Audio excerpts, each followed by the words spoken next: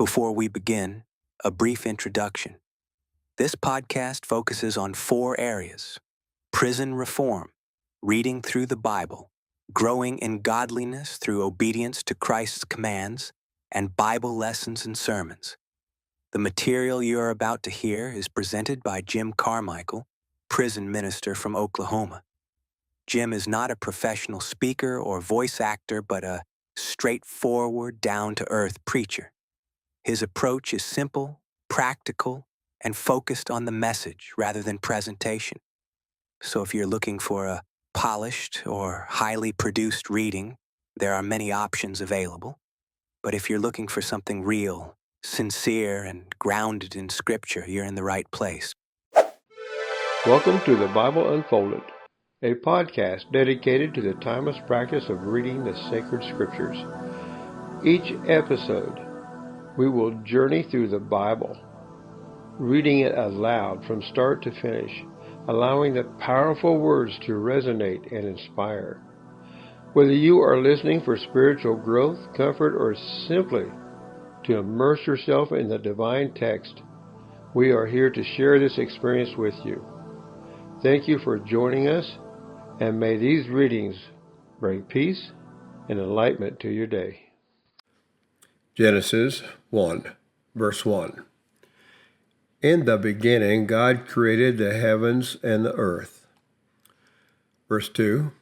The earth was without form and void, and darkness was on the face of the deep, and the Spirit of God was hovering over the face of the waters. Verse 3. Then God said, "Let there be light," and there was light. Verse 4. And God saw the light, that it was good, and God divided the light from the darkness. Verse 5. God called the light day, and the darkness he called night. So the evening and the morning were the first day. Verse 6. Then God said, "Let there be a firmament in the midst of the waters, and let it divide the waters from the waters." Verse 7. Thus God made the firmament and divided the waters which were under the firmament from the waters which were above the firmament. And it was so. Verse 8. And God called the firmament heaven. So the evening and the morning were the second day. Verse 9. Then God said, "Let the waters under the heavens be gathered together into one place, and let the dry land appear." And it was so. Verse 10. And God called the dry land earth, and the gathering together of the waters he called seas. And God saw that it was good. Verse 11. Then God said, "Let the earth bring forth grass, the herb that yields seed, and the fruit tree that yields fruit, according to its kind, whose seed is in itself on the earth." And it was so. Verse 12. And the earth brought forth grass, the herb that yields seed, according to its kind, and the tree that yields fruit, whose seed is in itself according to its kind. And God saw that it was good. Verse 13. So the evening and the morning were the third day. Verse 14. Then God said, "Let there be lights in the firmament of the heavens to divide the day from the night, and let them be for signs and seasons and for days and years." Verse 15. And let them be for the lights in the firmament of the heavens to give light on the earth. And it was so. Verse 16. Then God made 2 great lights, the greater light to rule the day, and the lesser light to rule the night. He made the stars also. Verse 17. God set them in the firmament of the heavens to give light on the earth. Verse 18.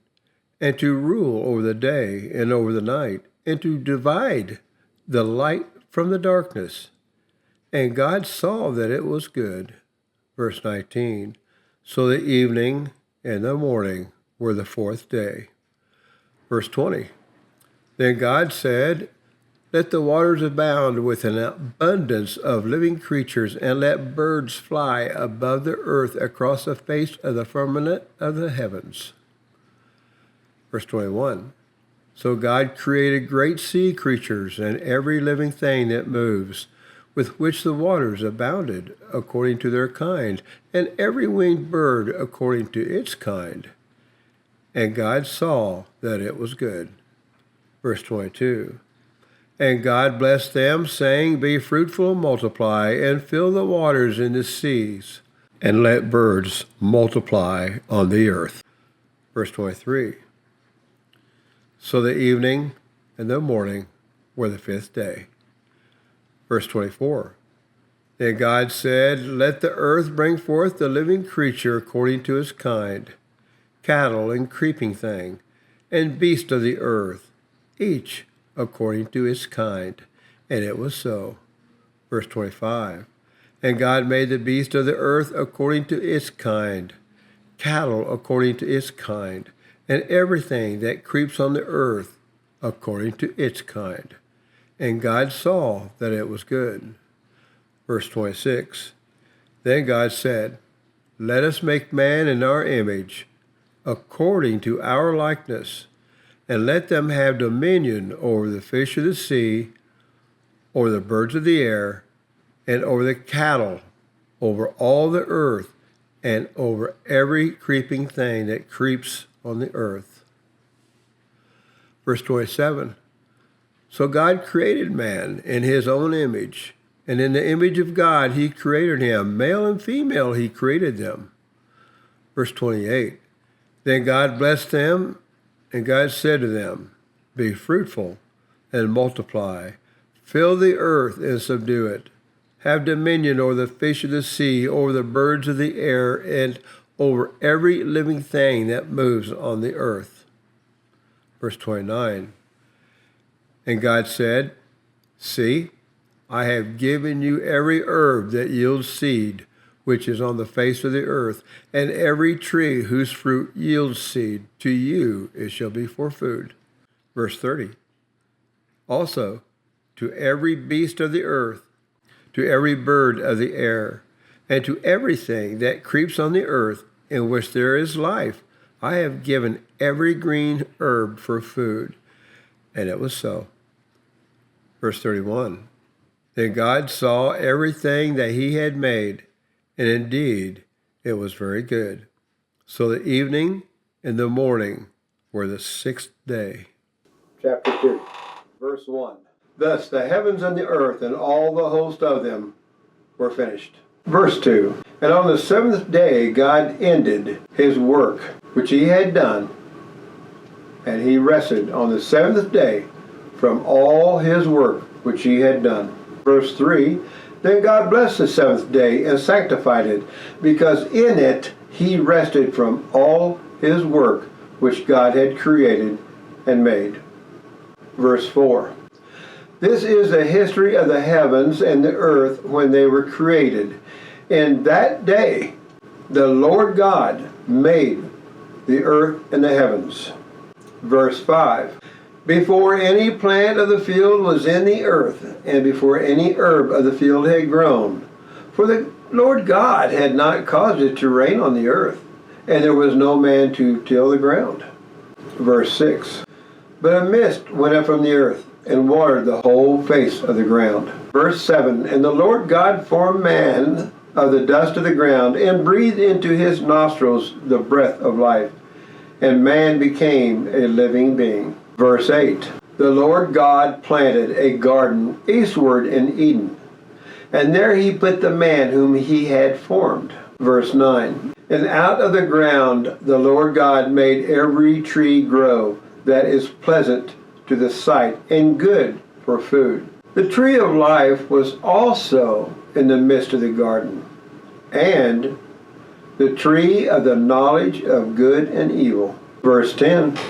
Now a river went out of Eden to water the garden, and from there it parted and became 4 riverheads. Verse 11. The name of the first is Pishon.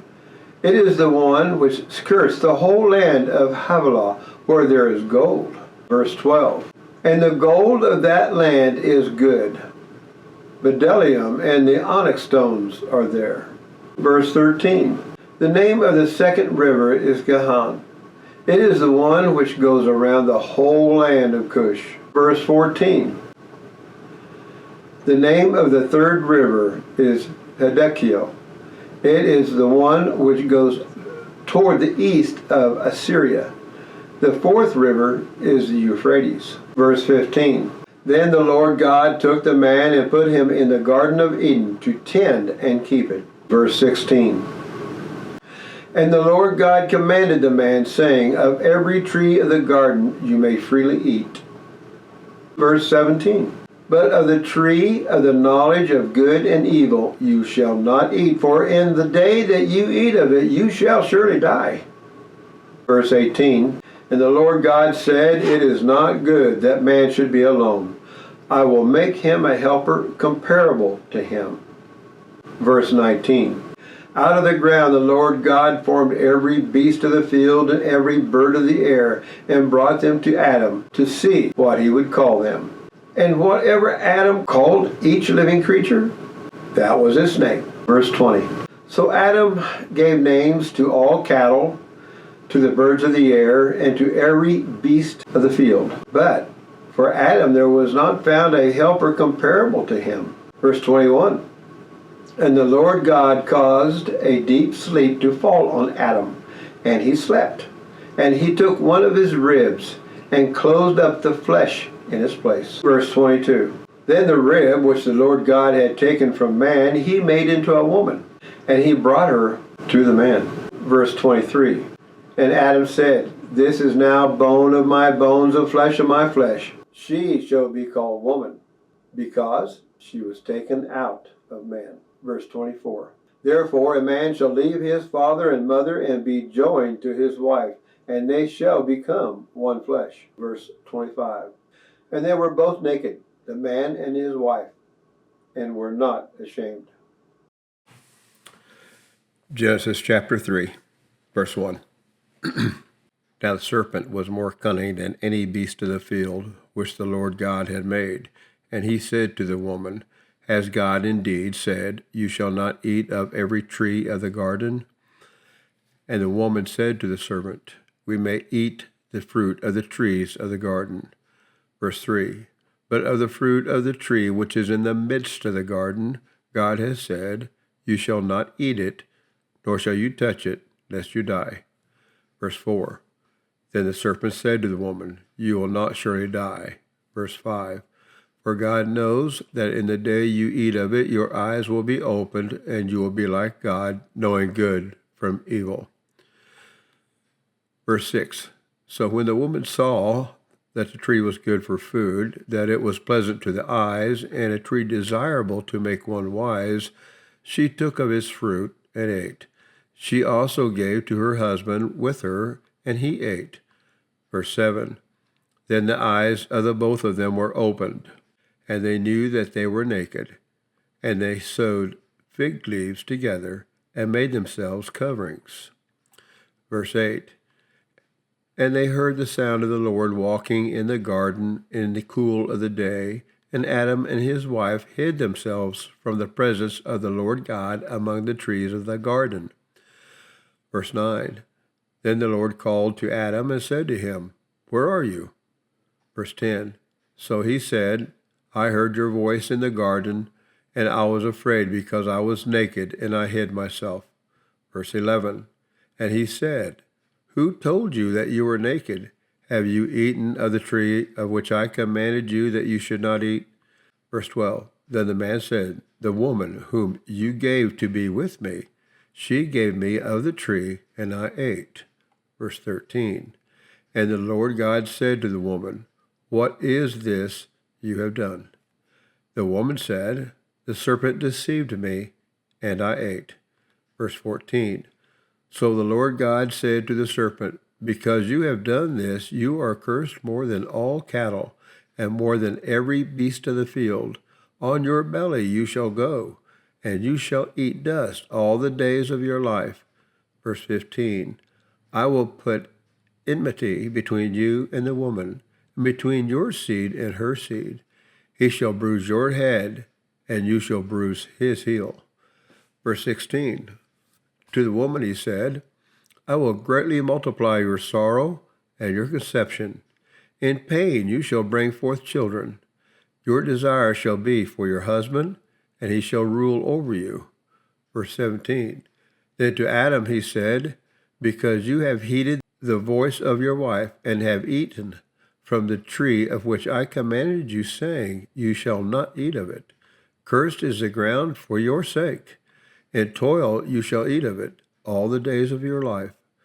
Verse 18, both thorns and thistles it shall bring forth for you, and you shall eat the herb of the field.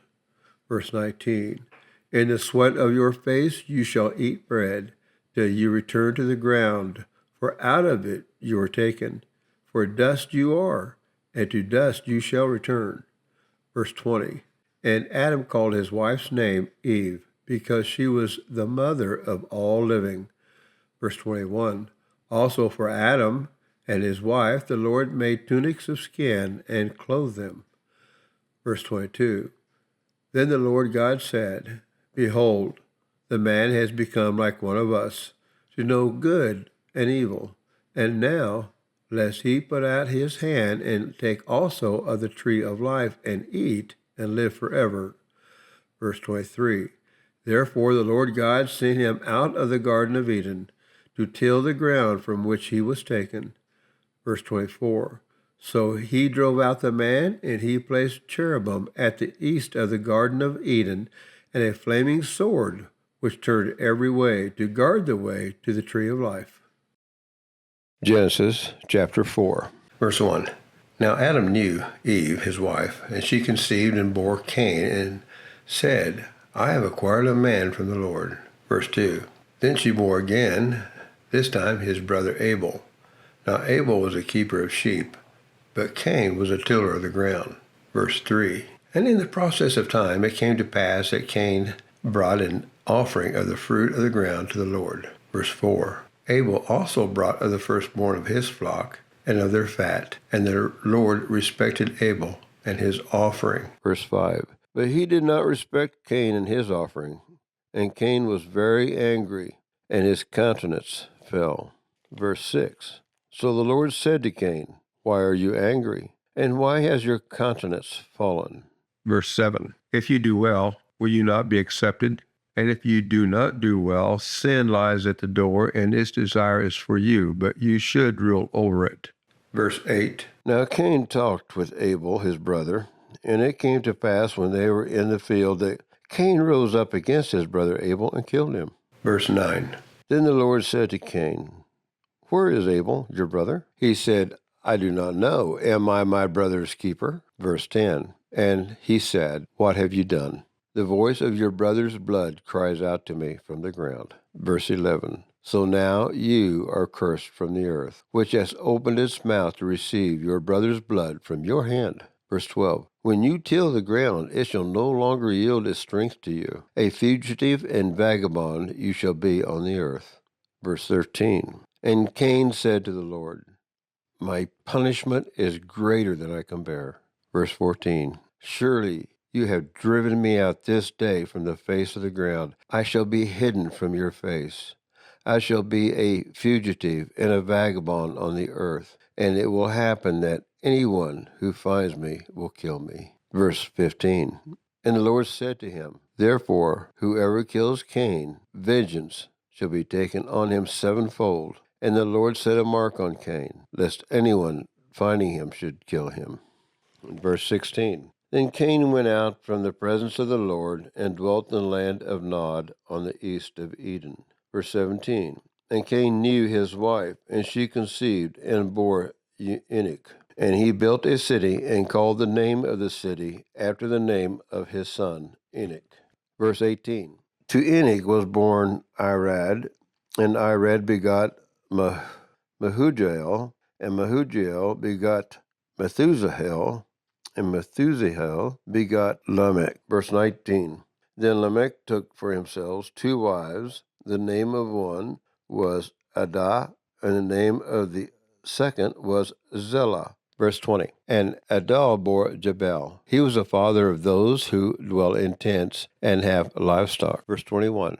His brother's name was Jabal. He was the father of all those who play the harp and flute. Verse 22. And as for Zillah, she also bore Tubal-Cain, an instructor of every craftsman in bronze and iron. And the sister of Tubal-Cain was Naamah. Verse 23. Then Lamech said to his wives, Adal and Zillah, hear my voice. Wives of Lamech, listen to my speech. For I have killed a man for wounding me, even a young man for hurting me. Verse 24. If Cain shall be avenged sevenfold, then Lamech 77fold. Verse 25. And Adam knew his wife again, and she bore a son, and named him Zeth. For God has appointed another seed for me instead of Abel, whom Cain killed. Verse 26. And as for Zeth, to him also a son was born, and he named him Enosh. Then men began to call on the name of the Lord. Chapter 5. This is the book of the genealogy of Adam. In the day that God created him, he made him in the likeness of God. Verse 2.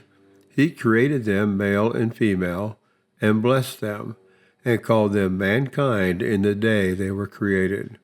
Verse 3.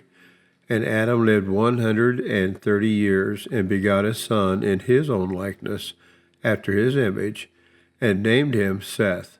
Verse 4. After he begot Seth, the days of Adam were 800 years, and he had sons and daughters. Verse 5. So all the days that Adam lived were 930 years, and he died. Verse 6. Seth lived 105 years and begot Enosh. Verse 7. After he begot Enosh, Seth lived 807 years and had sons and daughters. Verse 8. So all the days of Seth were 912 years, and he died. Verse 9. Enosh lived 90 years and begot Canaan. Verse 10. After he begot Canaan, Enosh lived 815 years and had sons and daughters. Verse 11. So all the days of Enosh were 905 years, and he died. Verse 12. Canaan lived 70 years and begot Mahalalel. Verse 13. After he begot Mahalalel, Canaan lived 840 years and had sons and daughters. Verse 14. So all the days of Canaan were 910 years, and he died. Mahalalel lived 65 years and begot Jared. Verse 16. After he begot Jared, Mahalalel lived 830 years and had sons and daughters. Verse 17. So all the days of Mahalalel were 895 years, and he died. Verse 18. Jared lived 162 years and begot Enoch. Verse 19. After he begot Enoch, Jared lived 800 years and had sons and daughters. Verse 20. So all the days of Jared were 962 years, and he died. Verse 21. Enoch lived 65 years and begot Methuselah. Verse 22. After he got Methuselah, Enoch walked with God 300 years and had sons and daughters. Verse 23. So all the days of Enoch were 365 years. Verse 24. And Enoch walked with God, and he was not, for God took him. Verse 25.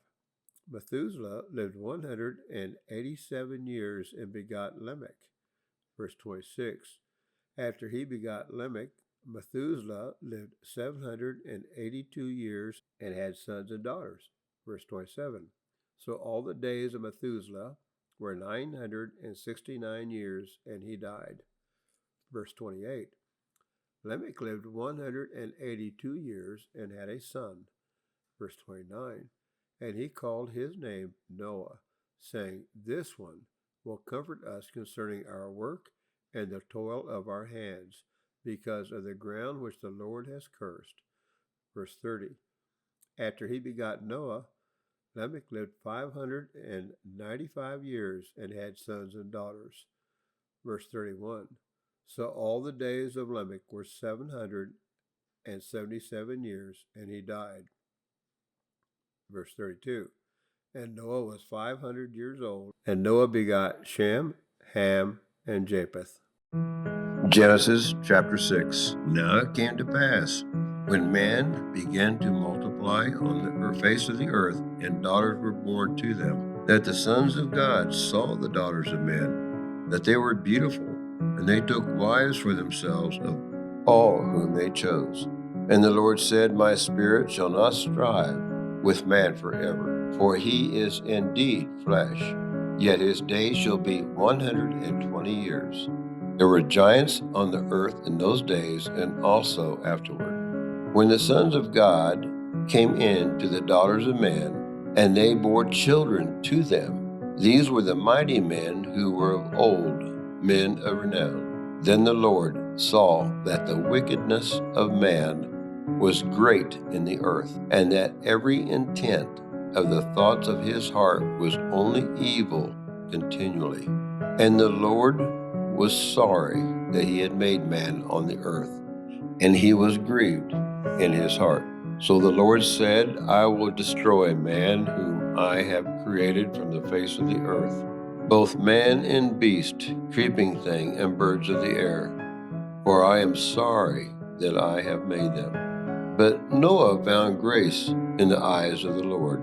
This is the genealogy of Noah. Noah was a just man, perfect in his generations. Noah walked with God. And Noah begot 3 sons, Shem, Ham, and Japheth. The earth also was corrupt before God, and the earth was filled with violence. So God looked upon the earth, and indeed it was corrupt, for all flesh had corrupted their way on the earth. And God said to Noah, The end of all flesh has come before me, for the earth is filled with violence through them, and behold, I will destroy them with the earth. Make yourselves an ark of gopher wood. Make rooms in the ark, and cover it inside and outside with pitch. And this is how you shall make it. The length of the ark shall be 300 cubits, its width 50 cubits, and its height 30 cubits. You shall make a window for the ark, and you shall finish it to a cubit from above, and set the door of the ark in its side. You shall make it with lower, second, and third decks. And behold, I myself am bringing floodwaters on the earth, to destroy from under heaven all flesh, in which is the breath of life. Everything that is on the earth shall die. But I will establish my covenant with you, and you shall go into the ark, you, your sons, your wife, and your sons' wives with you. And of every living thing of all flesh you shall bring 2 of every sort into the ark, to keep them alive with you. They shall be male and female. Of the birds after their kind, of animals after their kind, and of every creeping thing of the earth after its kind. 2 of every kind will come to you to keep them alive. And you shall take for yourselves of all food that is eaten, and you shall gather it to yourself, and it shall be food for you and for them. Thus Noah did according to all that God commanded him, so he did. Genesis chapter 7. Then the Lord said to Noah, Come into the ark, you and all your household, because I have seen that you are righteous before me in this generation. You shall take with you 7 each of every clean animal, a male and his female, 2 each of animals that are unclean, a male and his female. Also 7 each of birds of the air, male and female, to keep the species alive on the face of the earth. For after 7 more days I will cause it to rain on the earth 40 days and 40 nights, and I will destroy from the face of the earth all living things that I have made. And Noah did according to all that the Lord commanded him. Noah was 600 years old when the flood waters were on the earth. So Noah, with his sons, his wife, and his sons' wives, went into the ark because of the waters of the flood.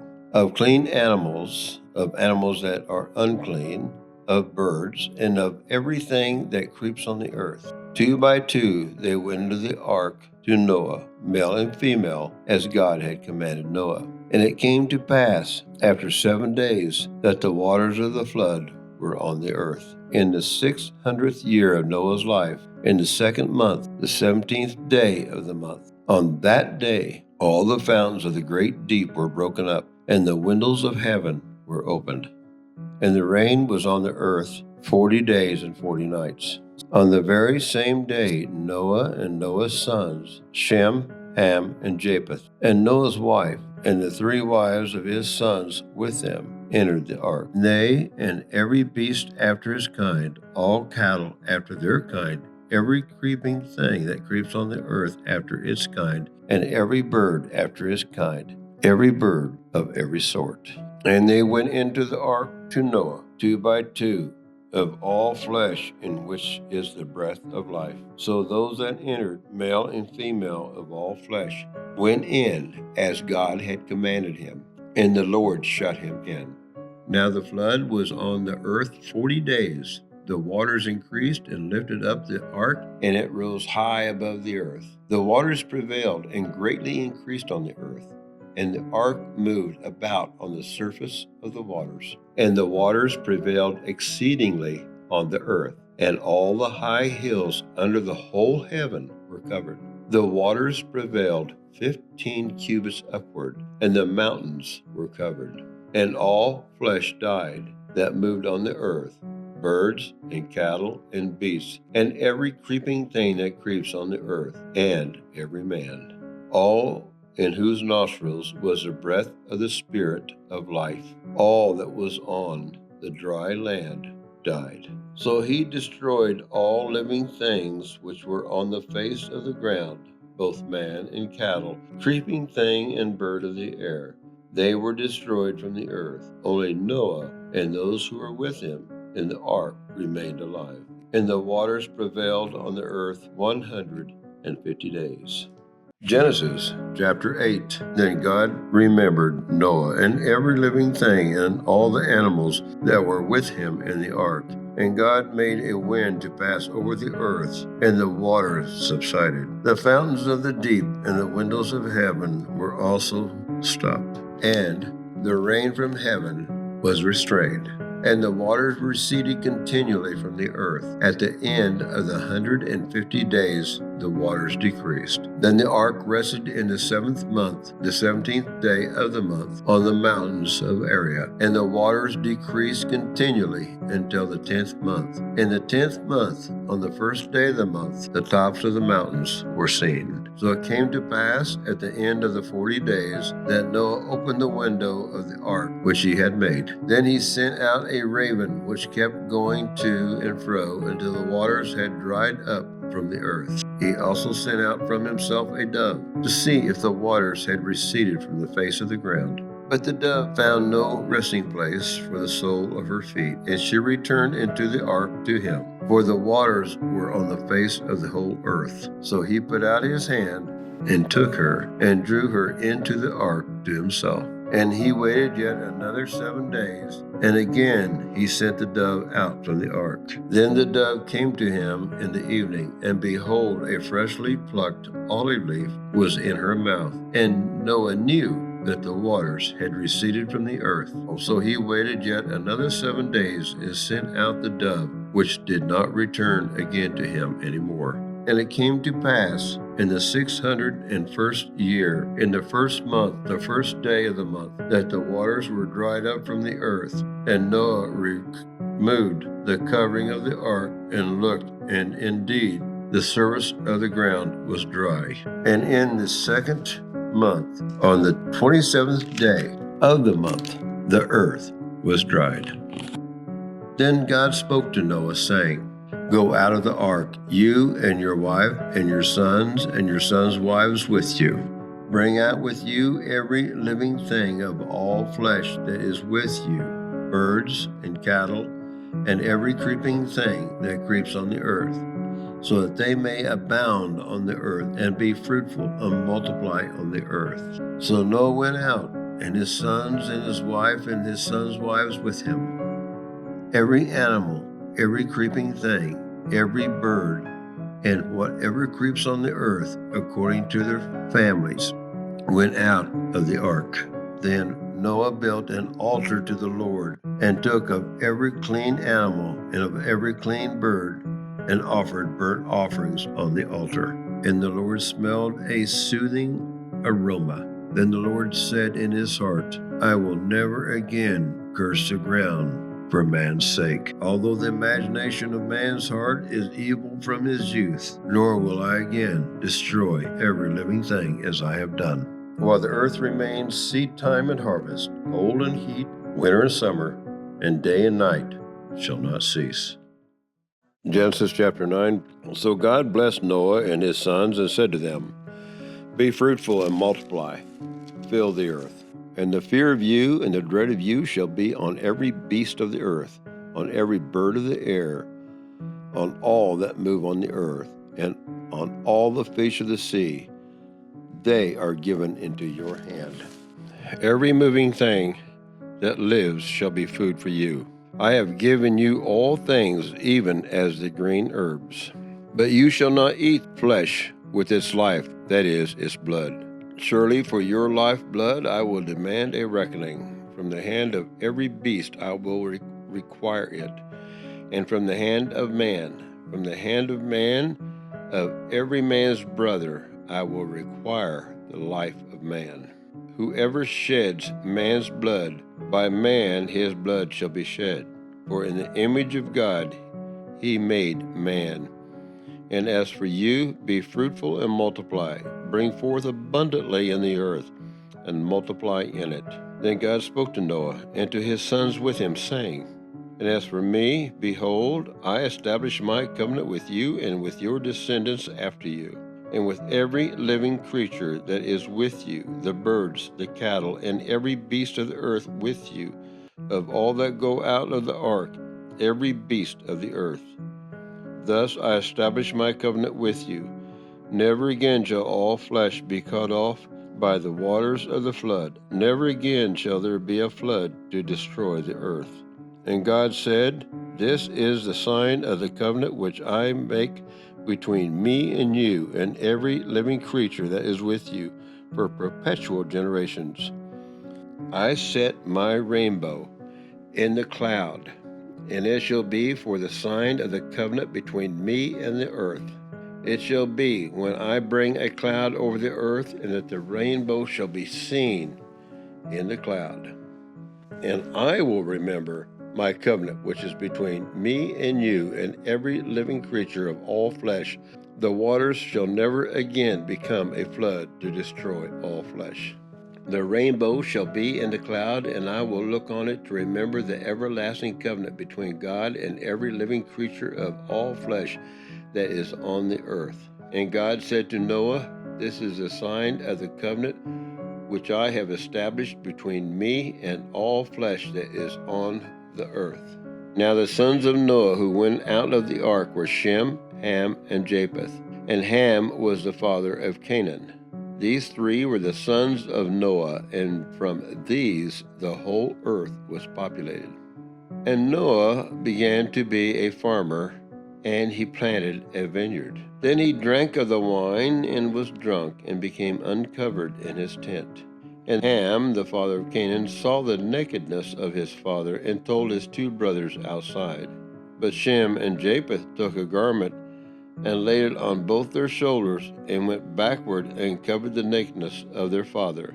Their faces were turned away, and they did not see their father's nakedness. So Noah awoke from his wine and knew what his younger son had done to him. Then he said, Cursed be Canaan, a servant of servants he shall be to his brethren. And he said, Blessed be the Lord, the God of Shem, and may Canaan be his servant. May God enlarge Japheth, and may he dwell in the tents of Shem, and may Canaan be his servant.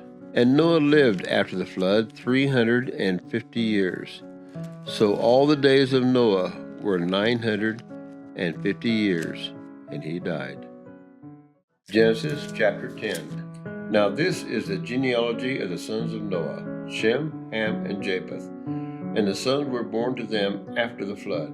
The sons of Japheth were Gomer, Magog, Madai, Javan, Tubal, Meshach, and Tyrus. The sons of Gomer were Ashkenaz, Rephath, and Togarmah. The sons of Javan were Elijah, Tarshish, Kittim, and Todim. From these, the coastland peoples of the Gentiles were separated into their lands, everyone according to his language, according to their families, into their nations. The sons of Ham were Cush, Mizraim, Put, and Canaan. The sons of Cush were Seba, Havilah, Sabta, Ramah, and Sabechaka. And the sons of Ramah were Sheba and Dedan. Cush begot Nimrod. He began to be a mighty one on the earth. He was a mighty hunter before the Lord. Therefore it is said, like Nimrod, the mighty hunter before the Lord. And the beginning of his kingdom was Babel, Erech, Akkad, Cana, in the land of Shinar. From that land he went to Assyria and built Nineveh, Rehoboth, Keilah, and Rezin between Nineveh and Calah, that is the principal city. Mizraim begot Ludim, Anim, Lehabim, and Naphthalim, Retuzim, and Kazaluhim, from whom came the Philistines and Cappatorium. Canaan begot Sidon, his firstborn, and Heth, the Jebusite, the Amorite, and the Geshurite, the Hivite, the Archite, and the Sinite, the Arvadite, the Semirite, and the Hamathith. Afterward, the families of the Canaanites were dispersed. And the border of the Canaanites was from Sidon as you go toward Gerar, as far as Gaza. Then you go toward Sodom, Gomorrah, Admah, and Zeborim, as far as Lasha. These were the sons of Ham according to their families, according to their languages, in their lands and in their nations. And children were born also to Shem, the father of all the children of Eber, the brother of Japheth the elder. The sons of Shem were Elam, Ashur, Arphaxad, Lud, Aram. The sons of Aram were Uz, Hul, Gether, and Mash. Arphaxad begot Selah, and Selah begot Eber. To Eber were born two sons. The name of one was Peleg, for in his days the earth was divided, and his brother's name was Joktan. Joktan begot Almodad, Sheleph, Hazmarveth, Jerah, Hadoram, Uzal, Dakla, Obed, Abimael, and Sheba, Ophir, Havilah, and Jobad. All these were the sons of Joktan. And their dwelling place was from Mesha as you go toward Sephar, the mountain of the east. And these were the sons of Shem according to their families, according to their languages, and in their lands according to their nations. And these were the families of the sons of Noah according to their generations and their nations. And from these the nations were divided on the earth after the flood. Chapter 11. Now the whole earth had one language and one speech. And it came to pass, as they journeyed from the east, that they found a plain in the land of Shinar, and they dwelt there. Then they said to one another, Come, let us make bricks, and bake them thoroughly. They had brick for stone, and they had asphalt for mortar. And they said, Come, let us build ourselves a city and a tower whose top is in the heavens. Let us make a name for ourselves, lest we be scattered abroad over the face of the whole earth. But the Lord came down to see the city and the tower which the sons of men had built. And the Lord said, Indeed, the people are one, and they all have one language. And this is what they began to do. Now, nothing that they propose to do will be withheld from them. Come, let us go down and there confuse their language, that they may not understand one another's speech. So the Lord scattered them abroad from there over the face of all the earth, and they ceased building the city. Therefore its name is called Babel, because there the Lord confused the language of all the earth, and from there the Lord scattered them abroad over the face of all the earth. This is the genealogy of Shem. Shem was 100 years old and begot Arphaxad 2 years after the flood.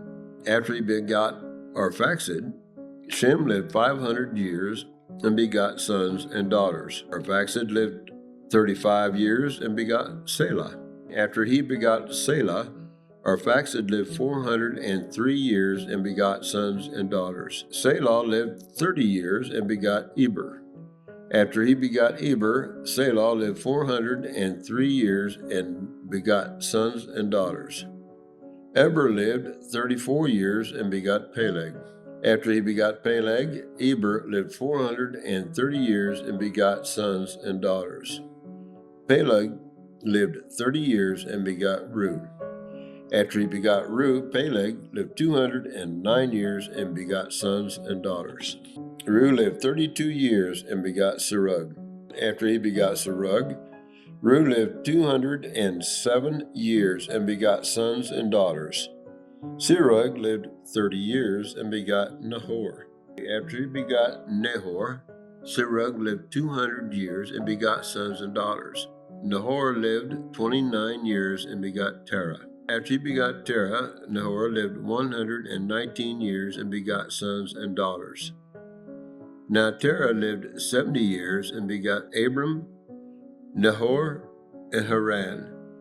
This is the genealogy of Terah. Terah begot Abram, Nahor, and Haran. Haran begot Lot, and Haran died before his father Terah in his native land in Ur of the Chaldeans. Abram and Nahor took wives. The name of Abram's wife was Sarai, and the name of Nabor's wife was Milcah, the daughter of Haran, and the father of Milcah, and the father of Ishkah. But Sarai was barren, she had no child. And Terah took his son Abram, and his grandson Lot, and the son of Haran, and his daughter-in-law Sarai, his son Abram's wife, and they went out with them from Ur of the Chaldeans to go to the land of Canaan. And they came to Haran and dwelt there. So the days of Terah were 205 years, and Terah died in Haran. Genesis chapter 12. Now the Lord had said to Abram, "Get out of your country, from your family, and from your father's house, to a land that I will show you. I will make you a great nation. I will bless you and make your name great, and you shall be a blessing. I will bless those who bless you, and I will curse him who curses you. And in you all the families of the earth shall be blessed." So Abram departed as the Lord had spoken to him, and Lot went with him. And Abram was 75 years old when he departed from Haran. Then Abram took Sarai, his wife, and Lot, his brother's son, and all their possessions that they had gathered, and the people whom they had acquired in Haran. And they departed to go to the land of Canaan. So they came to the land of Canaan. Abram passed through the land to the place of Shechem, as far as the terebinth tree of Moreh. And the Canaanites were then in the land. Then the Lord appeared to Abram and said, "To your descendants I will give you this land." And there he built an altar to the Lord, who had appeared to him. And he moved from there to the mountain east of Bethel, and he pitched his tent with Bethel on the west and Ai on the east. There he built an altar to the Lord and called on the name of the Lord. So Abram journeyed, going on still toward the south. Now there was a famine in the land, and Abram went down to Egypt to dwell there, for the famine was severe in the land. And it came to pass, when he was close to entering Egypt, that he said to Sarai his wife, "Indeed, I know that you are a woman of beautiful countenance. Therefore it will happen when the Egyptians see you that they will say, 'This is his wife,' and they will kill me, but they will let you live. Please say you are my sister, that it may be well with me for your sake, and that I may live because of you." So it was when Abram came into Egypt that the Egyptians saw the woman, that she was very beautiful. The princes of Pharaoh also saw her and commended her to Pharaoh. And the woman was taken to Pharaoh's house. He treated Abram well for her sake. He had sheep, oxen, male donkeys, male and female servants, female donkeys, and camels. But the Lord plagued Pharaoh and his house with great plagues because of Sarai, Abram's wife. And Pharaoh called Abram and said, "What is this you have done to me? Why did you not tell me that she was your wife? Why did you say, 'She is my sister'? I might have taken her as my wife. Now therefore, here's your wife, take her and go your way." So Pharaoh commanded his men concerning him, and they sent him away with his wife and all that he had. Genesis chapter 13. Then Abram went up from Egypt, he and his wife and all that he had, and Lot with him to the south. Abram was very rich in livestock, in silver, and in gold. And he went on his journey from the south as far as Bethel, to the place where his tent had been at the beginning, between Bethel and Ai, to the place of the altar which he had made there at first. And there Abram called on the name of the Lord. Lot also went with Abram, had flocks and herds and tents. Now the land was not able to support them, that they might dwell together, for their possessions were so great that they could not dwell together. And there was strife between the herdsmen of Abram's livestock and the herdsmen of Lot's livestock. The Canaanites and the Perizzites then dwelt in the land. So Abram said to Lot, "Please let there be no strife between you and me, and between my herdsmen and your herdsmen, for we are brethren. Is not the whole land before you? Be separate from me. If you take the left, then I'll go to the right. Or if you go to the right, then I will go to the left." And Lot lifted his eyes and saw all the plain of Jordan, that it was well watered everywhere, before the Lord destroyed Sodom and Gomorrah, like the garden of the Lord, like the land of Egypt, as you go toward Zoar. Then Lot chose for himself all the plain of Jordan, and Lot journeyed east, and they separated from each other. Abram dwelt in the land of Canaan, and Lot dwelt in the cities of the plain, and pitched his tent even as far as Sodom. But the men of Sodom were exceedingly wicked and sinful against the Lord.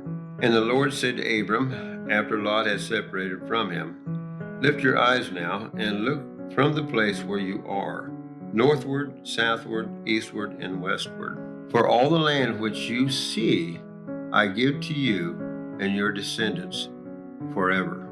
And I will make your descendants as the dust of the earth, so that if a man could number the dust of the earth, then your descendants also could be numbered. Arise, walk in the land through its length and its width, for I give it to you." Then Abram moved his tent, and went and dwelt by the terebinth trees of Mamre, which are in Hebron, and built an altar there to the Lord.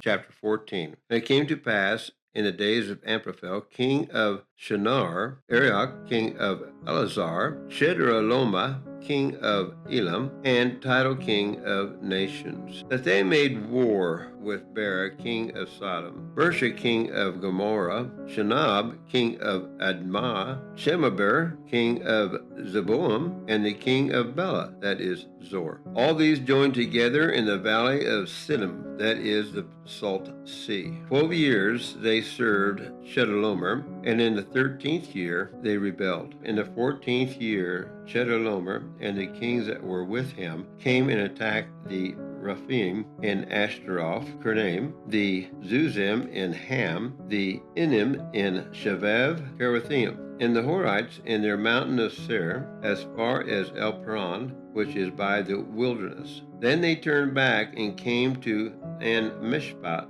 that is Kadesh, and attacked all the country of the Amalekites and also the Amorites who dwelt in Hazarzon Tamar. And the king of Sodom, the king of Gomorrah, the king of Admah, the king of Zeboim, and the king of Bela, that is Zoar, went out and joined together in battle in the valley of Siddim against Jedamar, king of Elam, Tidal, king of nations, Amraphel, king of Shinar, Arioch, king of Elasar, 4 kings against 5. Now the valley of Siddim was full of asphalt pits, and the kings of Sodom and Gomorrah fled. Some fell there, and the remainder fled to the mountains. Then they took all the goods of Sodom and Gomorrah and all their provisions and went their way. They also took Lot, Abram's brother's son, who dwelt in Sodom, and his goods, and departed. And then one who escaped came and told Abram the Hebrew, for he dwelt by the terebinth trees of Mamre, the Amorite, brother of Eshcol, and brother of Aner, and they were allies with Abram. Now when Abram heard that his brother was taken captive, he armed his 318 trained servants who were born in his own house, and went in pursuit as far as Dan. He divided his forces against them by night, and he and his servants attacked them and pursued them as far as Hobah, which is north of Damascus. So he brought back all the goods, and also brought back his brother Lot and his goods, as well as the women and the people. And the king of Sodom went out to meet him at the valley of Shavav, that is, the king's valley, after his return from the defeat of Chedorlaomer, and the kings who were with him. Then Melchizedek, king of Salem, brought out bread and wine. He was the priest of God Most High, and he blessed him and said, Blessed be Abram of God Most High, possessor of heaven and earth, and blessed be God Most High, who has delivered your enemies into your hand. And he gave him a tithe of all. Now the king of Sodom said to Abram, Give me the persons and take the goods for yourself. But Abram said to the king of Sodom, I have raised my hand to the Lord, God Most High, the possessor of heaven and earth. I will take nothing from a thread to a sandal strap, that I will not take anything that is yours, lest you should say, I have made Abram rich, except only what the young men have eaten, the portion of the men who went with me, Amr, Eshcol, and Mamre, let them take their portion. Chapter 15. After these things, the word of the Lord came to Abram in a vision, saying, Do not be afraid, Abram. I am your shield, your exceedingly great reward. But Abram said, Lord God, what will you give me, seeing I go childless, and the heir of my house is Eleazar of Damascus? Then Abram said, You have given me no offspring. Indeed, one born in my house is my heir. And behold, the word of the Lord came to him, saying, This one shall not be your heir, but one who will come from your own body shall be your heir. Then he brought him outside and said, Look now toward heaven, and count the stars if you are able to number them. And he said to them, So shall your descendants be. And he believed in the Lord, and he accounted it to him for righteousness. Then he said to him, I am the Lord who brought you out of Ur of the Chaldeans, to give you this land to inherit it. And he said, Lord God, how shall I know that I will inherit it? So he said to him, Bring me a 3-year-old heifer, a 3-year-old female goat, a 3-year-old ram, a turtle dove, and a young pigeon. Then he brought all these to him and cut them in two, down the middle, and placed each piece opposite the other. But he did not cut the birds in two. And when the vultures came down on the carcasses, Abram drove them away. Now when the sun was going down, a deep sleep fell upon Abram, and behold, horror and great darkness fell upon him. Then he said to Abram, Know certainly that your descendants will be strangers in a land that is not theirs, and will serve them, and they will afflict them 400 years. And also the nation whom they serve I will judge afterward. They shall come out with great possessions. Now as for you, you shall go to your fathers in peace. You shall be buried at a good old age. But in the 4th generation they shall return here, for the iniquity of the Amorites is not yet complete.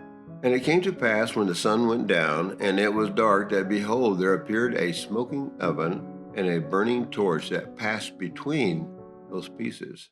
On the same day the Lord made a covenant with Abram, saying, To your descendants I have given this land, from the river of Egypt to the great river, the river Euphrates, the Canaanites, the Kenizzites, the Cadmonites, the Hittites, the Perizzites, the Rephaim, the Amorites, the Canaanites, the Girgashites, and Jebusites. Chapter 16.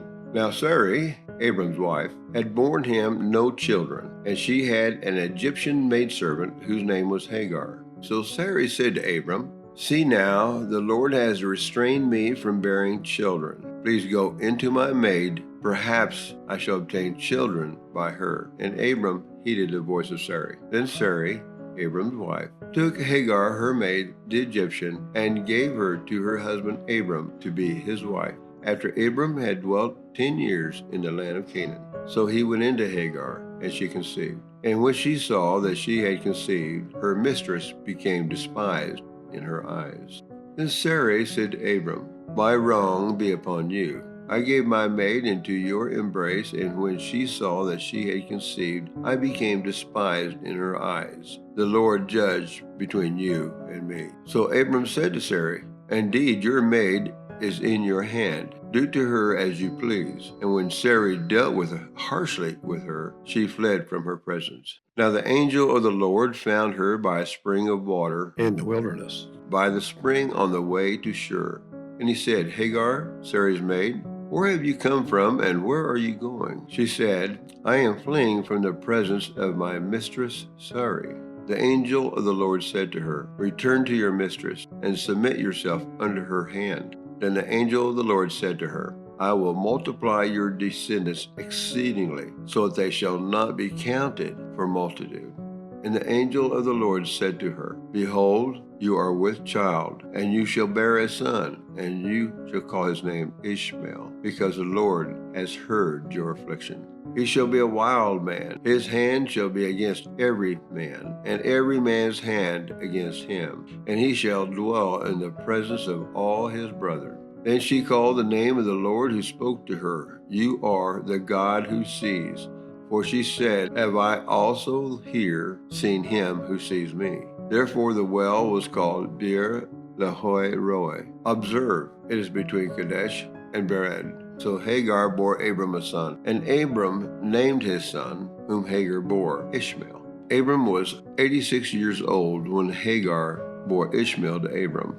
Chapter 17. When Abram was 99 years old, the Lord appeared to Abram and said to him, "I am Almighty God. Walk before me and be blameless. And I will make my covenant between me and you, and will multiply you exceedingly." Then Abram fell on his face, and God talked with him, saying, "As for me, behold, my covenant is with you, and you shall be a father of many nations. No longer shall your name be called Abram, but your name shall be Abraham, for I have made you a father of many nations. I will make you exceedingly fruitful, and I will make nations of you, and kings shall come from you. And I will establish my covenant between me and you and your descendants after you and their generations, for an everlasting covenant, to be God to you and your descendants after you. Also I give to you and your descendants after you the land in which you are a stranger,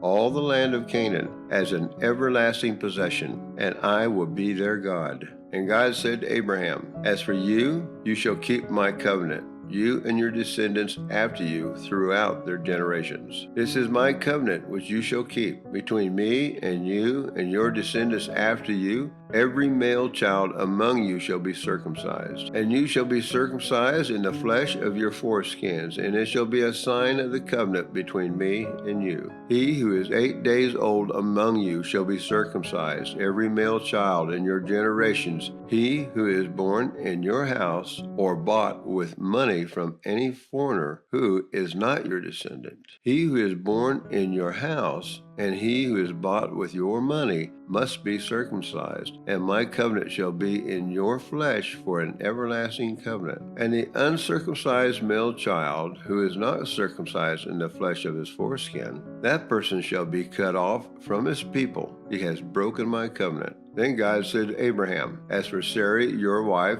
you shall not call her name Sarai, but Sarah shall be her name. And I will bless her, and also give you a son by her. Then I will bless her, and she shall be a mother of nations. Kings of peoples shall be from her. Then Abraham fell on his face and laughed, and said in his heart, Shall a child be born to a man who is 100 years old? And shall Sarah, who is 90 years old, bear a child? And Abraham said to God, Oh, that Ishmael might live before you. Then God said, No, Sarah your wife shall bear you a son, and you shall call his name Isaac.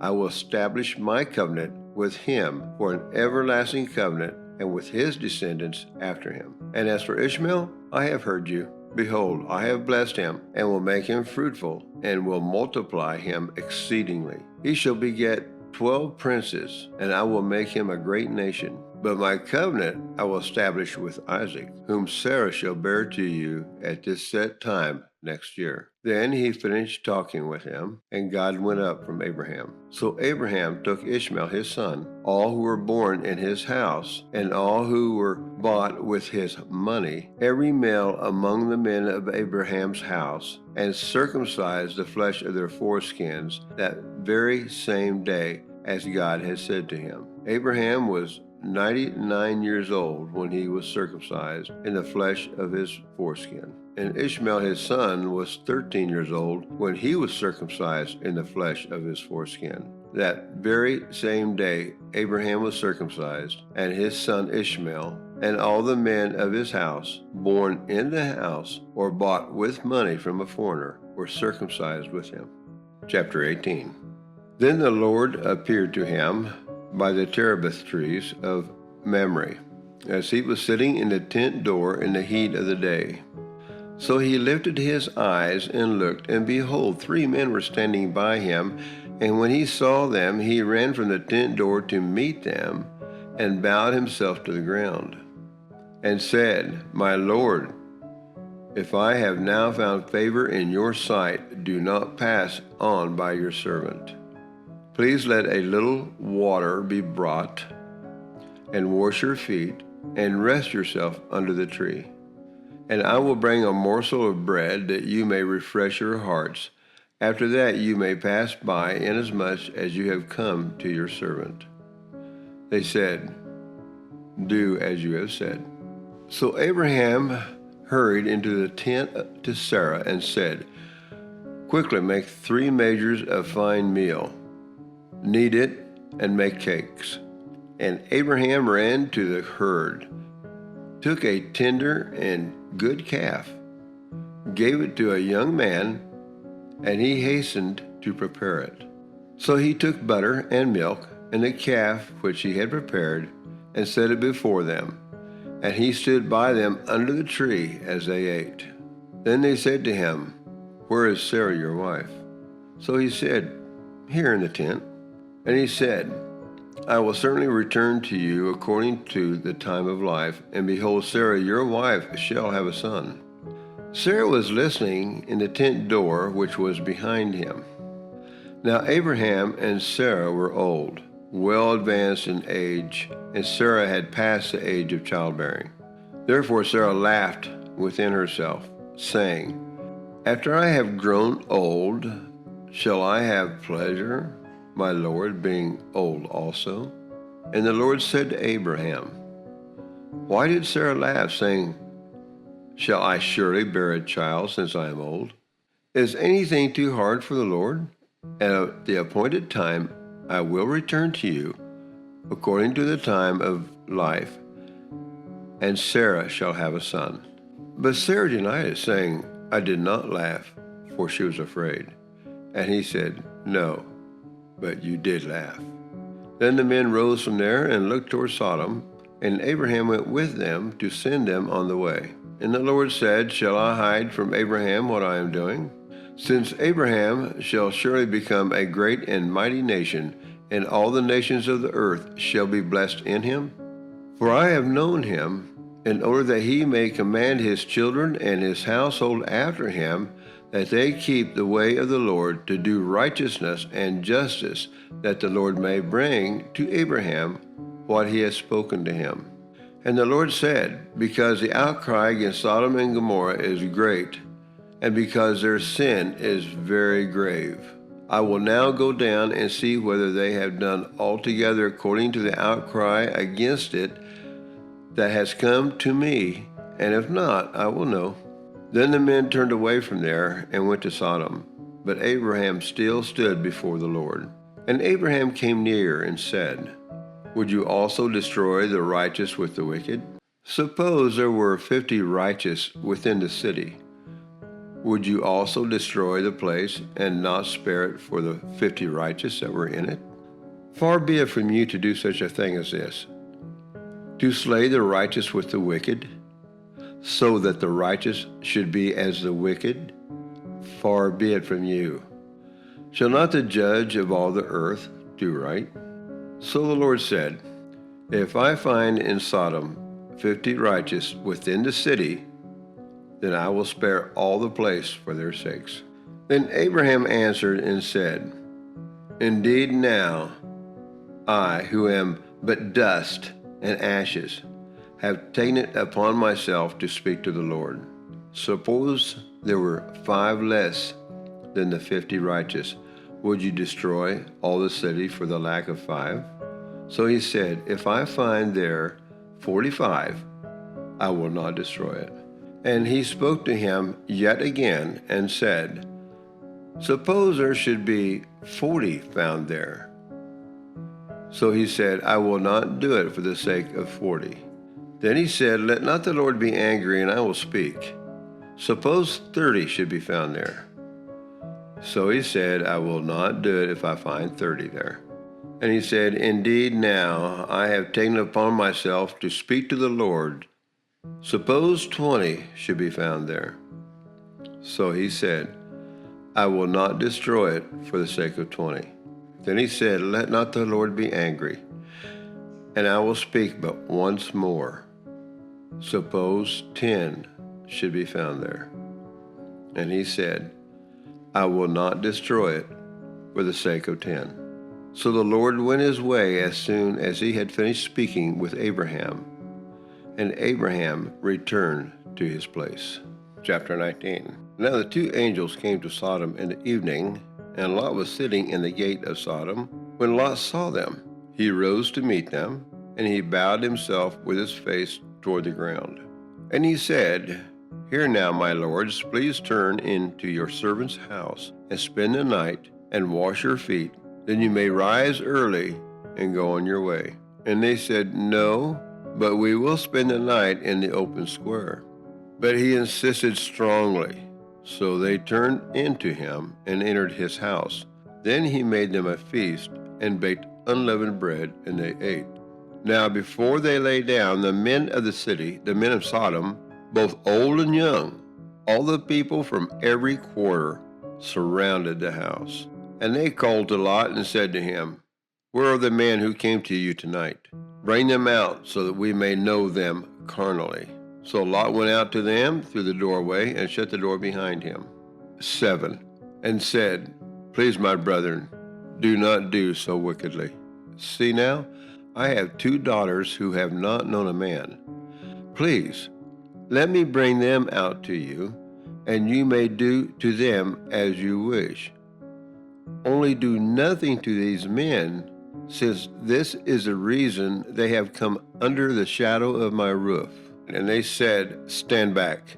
Then they said, "This one came in to stay here, and he keeps acting as a judge. Now we will deal worse with you than with them." So they pressed hard against the man Lot and came near to break down the door. But the men reached out their hands and pulled Lot into the house with them and shut the door. And they struck the men who were at the doorway of the house with blindness, both small and great, so that they became weary trying to find the door. Then the men said to Lot, "Have you anyone else here? Son-in-law, your sons, your daughters, and whomever you have in the city, take them out of this place, for we will destroy this place, because the outcry against them has grown great before the face of the Lord, and the Lord has sent us to destroy it." So Lot went out and spoke to his sons-in-law, who had married his daughters, and said, "Get up, get out of this place, for the Lord will destroy the city. But to his sons-in-law he seemed to be joking. When the morning dawned, the angels urged Lot to hurry, saying, "Arise, take your wife and your 2 daughters who are here, lest you be consumed in the punishment of the city." And while he lingered, the men took hold of his hand, his wife's hand, and the hands of his 2 daughters, the Lord being merciful to him. And they brought him out and set him outside the city. So it came to pass, when they had brought them outside, that he said, "Escape for your life. Do not look behind you, nor stay anywhere in the plain. Escape to the mountains, lest you be destroyed." Then Lot said to them, "Please, no, my lords. Indeed, now your servant has found favor in your sight, and you have increased your mercy, which you have shown me by saving my life. But I cannot escape to the mountains, lest some evil overtake me and I die. See now, this city is near enough to flee to, and it is a little one. Please let me escape there. Is it not a little one? And my soul shall live." And he said to him, "See, I have favored you concerning this thing also, and that I will not overthrow this city for which you have spoken. Hurry, escape there, for I cannot do anything until you arrive there." Therefore the name of the city was called Zoar. The sun had risen upon the earth when Lot entered Zoar. Then the Lord rained brimstone and fire on Sodom and Gomorrah from the Lord out of the heavens. So he overthrew those cities, all the plain, all the inhabitants of the cities, and what grew on the ground. But his wife looked back behind him, and she became a pillar of salt. And Abraham went early in the morning to the place where he had stood before the Lord. Then he looked toward Sodom and Gomorrah, and toward all the land of the plain, and he saw, and behold, the smoke of the land which went up like the smoke of a furnace. And it came to pass, when God destroyed the cities of the plain, that God remembered Abraham, and sent Lot out of the midst of the overthrow, when he overthrew the cities in which Lot had dwelt. Then Lot went up out of Zoar, and dwelt in the mountains, and his 2 daughters were with him, for he was afraid to dwell in Zoar, and he and his 2 daughters dwelt in a cave. Now the firstborn said to the younger, "Our father is old, and there is no man on the earth to come into us, as is the custom of all the earth. Come, let us make our father drink wine, and we will lie with him, that we may preserve the lineage of our father." So they made their father drink wine that night, and the firstborn went in and lay with her father. And he did not know when she lay down or when she arose. It happened on the next day that the firstborn said to the younger, "Indeed, I lay with my father last night. Let us make him drink wine tonight also, and you go in and lie with him, that we may preserve the lineage of our father." Then they made their father drink wine that night also, and the younger arose and lay with him, and he did not know when she lay down or when she arose. Thus both daughters of Lot were with child by their father. Their firstborn bore a son, and called his name Moab. He is the father of the Moabites to this day. And the younger, she also bore a son, and called his name Ben-Ammi. He is the father of the people of Ammon to this day. Chapter 20. And Abraham journeyed from there to the south, and dwelt between Kadesh and Shur, and stayed in Gerar. Now Abraham said of Sarah his wife, "She is my sister." And Abimelech, king of Gerar, sent and took Sarah. But God came to Abimelech in a dream by night, and said to him, "Indeed, you are a dead man because of the woman whom you have taken, for she is a man's wife." But Abimelech had not come near her, and he said, "Lord, will you slay a righteous nation also?" Verse 5, "Did he not say to me, 'She is my sister'? And she even herself said, 'He is my brother.' In the integrity of my heart and innocence of my hands, I have done this." Verse 6, "And God said to him in a dream, 'Yes, I know you did this in the integrity of your heart, for I also withheld you from sinning against me. Therefore I did not let you touch her." Verse 7, Now therefore restore the man's wife, for he is a prophet, and he will pray for you, and you shall live. But if you do not restore her, know that you shall surely die, you and all who are yours. So Abimelech rose early in the morning, called all his servants, and told all these things in their hearing. And the men were very much afraid. And Abimelech called Abraham and said to him, What have you done to us? How have I offended you, that you have brought on me and on my kingdom a great sin? You have done deeds to me that ought not to be done. Then Abimelech said to Abraham, What did you have in view that you have done this thing? And Abraham said, Because I thought, surely the fear of God is not in this place, and they will kill me on account of my wife. But indeed, she is truly my sister. She is the daughter of my father, but not the daughter of my mother. And she became my wife. And it came to pass, when God caused me to wander from my father's house, that I said to her, This is your kindness that you should do for me. In every place wherever we go, say of me, He is my brother. Then Abimelech took sheep, oxen, and male and female servants, and gave them to Abraham. And he restored Sarah his wife to him. And Abimelech said, See, my land is before you. Dwell where it pleases you.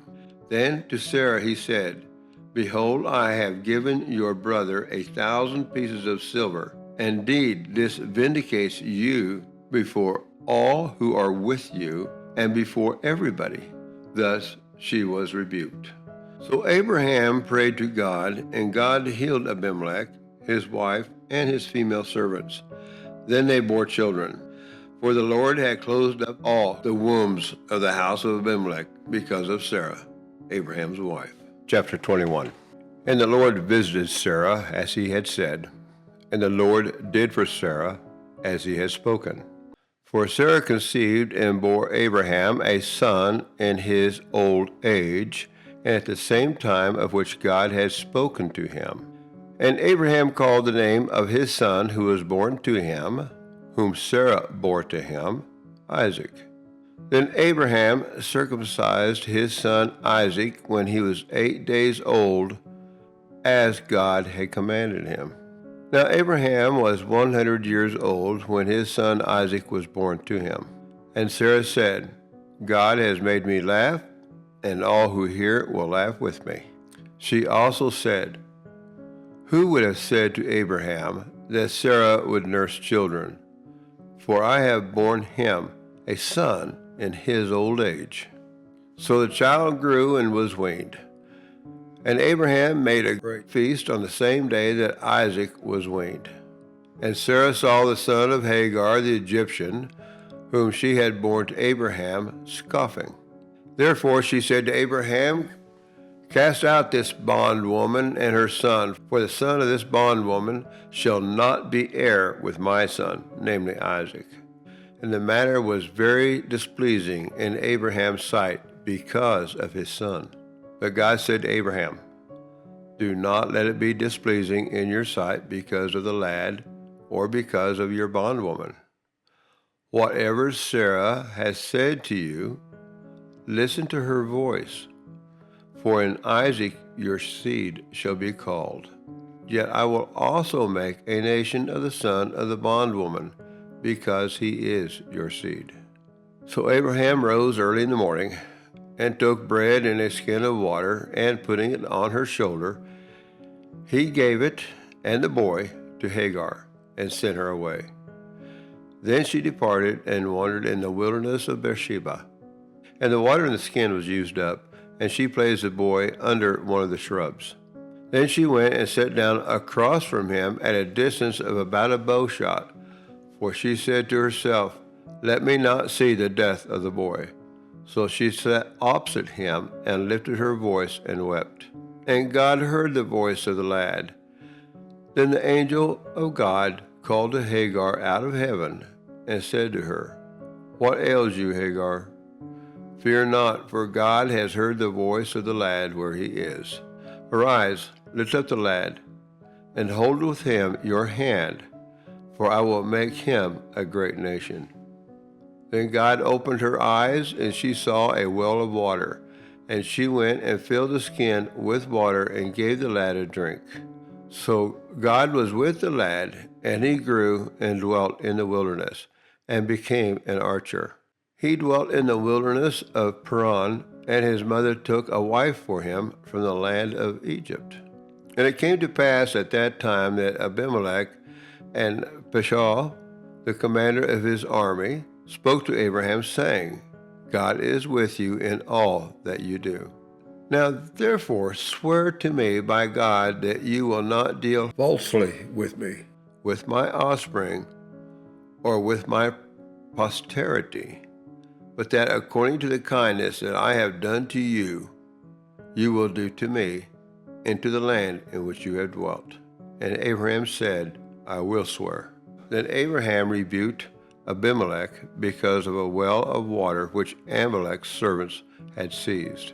And Abimelech said, "I do not know who has done this thing. You did not tell me, nor have I heard of it until today." So Abraham took sheep and oxen and gave them to Abimelech, and the two of them made a covenant. And Abraham set 7 ewe lambs of the flock by themselves. Then Abimelech asked Abraham, "What is the meaning of these 7 ewe lambs which you have set by themselves?" And he said, "You will take these 7 ewe lambs from my hand, that they may be my witness that I have dug this well." Therefore he called that place Beersheba, because the two of them swore an oath there. Thus they made a covenant at Beersheba. So Abimelech rose with Pashal the commander of his army, and they returned to the land of the Philistines. Then Abraham planted a tamarisk tree in Beersheba, and there called on the name of the Lord, the everlasting God. And Abraham stayed in the land of the Philistines many days. 22. Now it came to pass after these things that God tested Abraham and said to him, "Abraham." And he said, "Here I am." Then he said, "Take now your son, your only son Isaac, whom you love, and go to the land of Moriah, and offer him there as a burnt offering on one of the mountains of which I shall tell you." So Abraham rose early in the morning and saddled his donkey, and took 2 of his young men with him and Isaac his son, and he split the wood for the burnt offering, and arose and went to the place which God had told him. Then on the 3rd day Abraham lifted his eyes and saw the place afar off. And Abraham said to his young men, "Stay here with the donkey. The lad and I will go yonder and worship, and we will come back to you." So Abraham took the wood of the burnt offering and laid it on Isaac his son, and he took the fire in his hand and a knife, and the two of them went together. But Isaac spoke to Abraham his father and said, "My father." And he said, "Here I am, my son." Then he said, "Look, the fire and the wood, but where is the lamb for a burnt offering?" And Abraham said, "My son, God will provide for himself the lamb for a burnt offering." So the two of them went together. When they came to the place of which God had told him, and Abraham built an altar there and placed the wood in order, and he bound Isaac his son and laid him on the altar upon the wood. And Abraham stretched out his hand and took the knife to slay his son. But the angel of the Lord called to him from heaven and said, "Abraham, Abraham." So he said, "Here I am." And he said, "Do not lay your hand on the lad or do anything to him, for now I know that you fear God, since you have not withheld your son, your only son, from me." Then Abraham lifted his eyes and looked, and there behind him was a ram caught in a thicket by its horns. So Abraham went and took the ram and offered it up for a burnt offering instead of his son. And Abraham called the name of the place, "The Lord will provide," as it is said to this day, In the mount of the Lord it shall be provided. Then the angel of the Lord called to Abraham a second time out of heaven, and said, By myself I have sworn, says the Lord, because you have done this thing, and have not withheld your son, your only son. Blessing I will bless you, and I will multiply your descendants as the stars of the heavens, and as the sand which is on the seashore, and your descendants shall possess the gate of their enemies. In your seed all the nations of the earth shall be blessed, because you have obeyed my voice. So Abraham returned to his young men, and they rose and went together to Beersheba.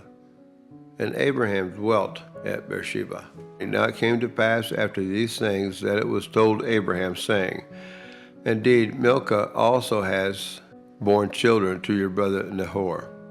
Huz his firstborn, Buz his brother, Kemuel the father of Aram, Chesed, Hazal, Pildash, Jadaph, and Bethuel. And Bethuel begot Rebekah. These 8 Milcah bore to Nahor, Abraham's brother. His concubine, whose name was Reumah, also bore Tebah, Gaham, Thahash, and Meshkah. 23. Sarah lived 127 years. These were the years of the life of Sarah. So Sarah died in Kiriath Arba, that is Hebron, in the land of Canaan. And Abraham came to mourn Sarah and to weep for her. Then Abraham stood up before his dead and spoke to the sons of Heth, saying, I am a foreigner and a visitor among you. Give me property for a burial place among you, that I may bury my dead out of my sight. And the sons of Heth answered Abraham, saying to him, Here's my lord, you are a mighty prince among us. Bury your dead in the choicest of our burial places. None of us will withhold from you his burial place, that you may bury your dead. Then Abraham stood up and bowed himself to the people of the land, the sons of Heth. And he spoke with them, saying, If it is your wish that I bury my dead out of my sight, hear me, and meet with Ephron, the son of Zohar, for me, that he may give me the cave of Machpelah, which he has, which is at the end of his field.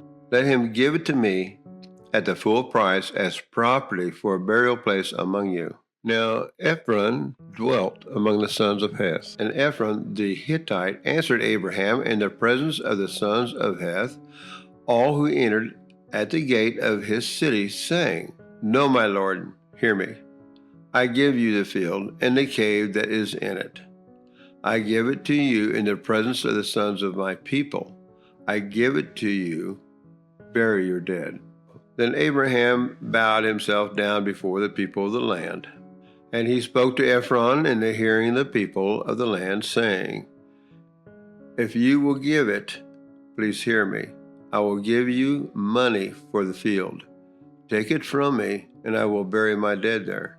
And Ephron answered Abraham, saying to him, My lord, listen to me. The land is worth 400 shekels of silver.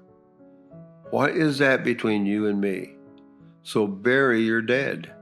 And Abraham listened to Ephron, and Abraham weighed out the silver for Ephron, which he had named in the hearing of the sons of Heth, 400 shekels of silver, currency of the merchants. So in the field of Ephron, which was in Machpelah, which was before Mamre, the field and the cave which was in it, and all the trees that were in the field, which were within all the surrounding borders, were deeded to Abraham as a possession in the presence of the sons of Heth, before all who went in at the gate of the city. And after this, Abraham buried Sarah his wife in the cave of the field of Machpelah, before Mamre, that is, Hebron, in the land of Canaan. So the field and the cave that is in it were deeded to Abraham by the sons of Heth as property for a burial place. Chapter 24.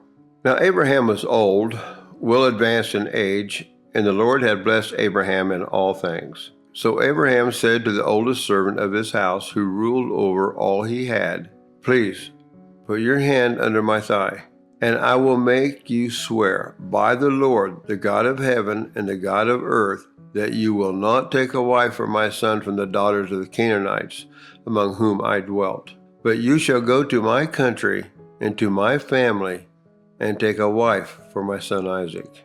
And the servant said to him, perhaps the woman will not be willing to follow me to this land. Must I take your son back to the land from which you came? But Abraham said to him, beware that you do not take my son back there. The Lord God of heaven, who took me from my father's house and from the land of my family, and who spoke to me and swore to me, saying, to your descendants I give this land. He will send his angels before you, and you shall take a wife for my son from there. And if the woman is not willing to follow you, then you will be released from this oath. Only do not take my son back there. So the servant put his hand under the thigh of Abraham, his master, and swore to him concerning this matter. Then the servant took 10 of his master's camels and departed, for all his master's goods were in his hand. And he arose and went to Mesopotamia, to the city of Nahor. And he made his camels kneel down outside the city by a well of water at evening time, the time when women go out to draw water. Then he said, O Lord God of my master Abraham, please give me success this day, and show kindness to my master Abraham. Behold, here I stand by the well of water, and the daughter of the men of the city are coming out to draw water. Now let it be that the young woman to whom I say, please let down your pitcher that I may drink, and she says, drink, and I will also give your camels drink. Let her be the one you have appointed for your servant Isaac. And by this I will know that you have shown kindness to my master. And it happened, before he had finished speaking, that behold, Rebekah, who was born to Bethuel, son of Milcah, the wife of Nahor, Abraham's brother, came out with her pitcher on her shoulder. Now the young woman was very beautiful to behold, a virgin. No man had known her, and she went down to the well, filled her pitcher, and came up. And the servant ran to meet her and said, please, let me drink a little water from your pitcher. So she said, drink, my lord. Then she quickly let her pitcher down to her hand and gave him a drink. And when she had finished giving him a drink, she said, I will draw water for your camels also, until they have finished drinking. Then she quickly emptied her pitcher into the trough, ran back to the well to draw water, and drew for all his camels. And the man, wondering at her, remained silent, so as to know whether the Lord had made his journey prosperous or not. So it was, when the camels had finished drinking, that the man took a golden nose ring weighing half a shekel, and 2 bracelets for her wrist weighing 10 shekels of gold, and said, whose daughter are you? Tell me, please, is there room in your father's house for us to lodge? So she said to him, I am the daughter of Bethuel, Milcah's son, whom she bore to Nahor. Moreover, she said to him, we have both straw and feed enough, and room to lodge. Then the man bowed down his head and worshipped the Lord. And he said, blessed be the Lord God of my master Abraham, who has not forsaken his mercy and his truth toward my master. As for me, being on the way, the Lord led me to the house of my master's brethren. So the young woman ran and told her mother's household these things. Now Rebekah had a brother whose name was Laban, and Laban ran out to the man by the well. So it came to pass, when he saw the nose ring and the bracelet on his sister's wrists, and when he heard the words of his Rebekah, saying, thus the man spoke to me, that he went to the man, and there he stood by the camels at the well. And he said, come in, O blessed of the Lord, why do you stand outside? For I have prepared the house and a place for the camels. Then the man came to the house, and he unloaded the camels and provided straw and feed for the camels, and water to wash his hands and the feet of the men who were with him. Food was set before him to eat, but he said, I will not eat until I have told about my errand.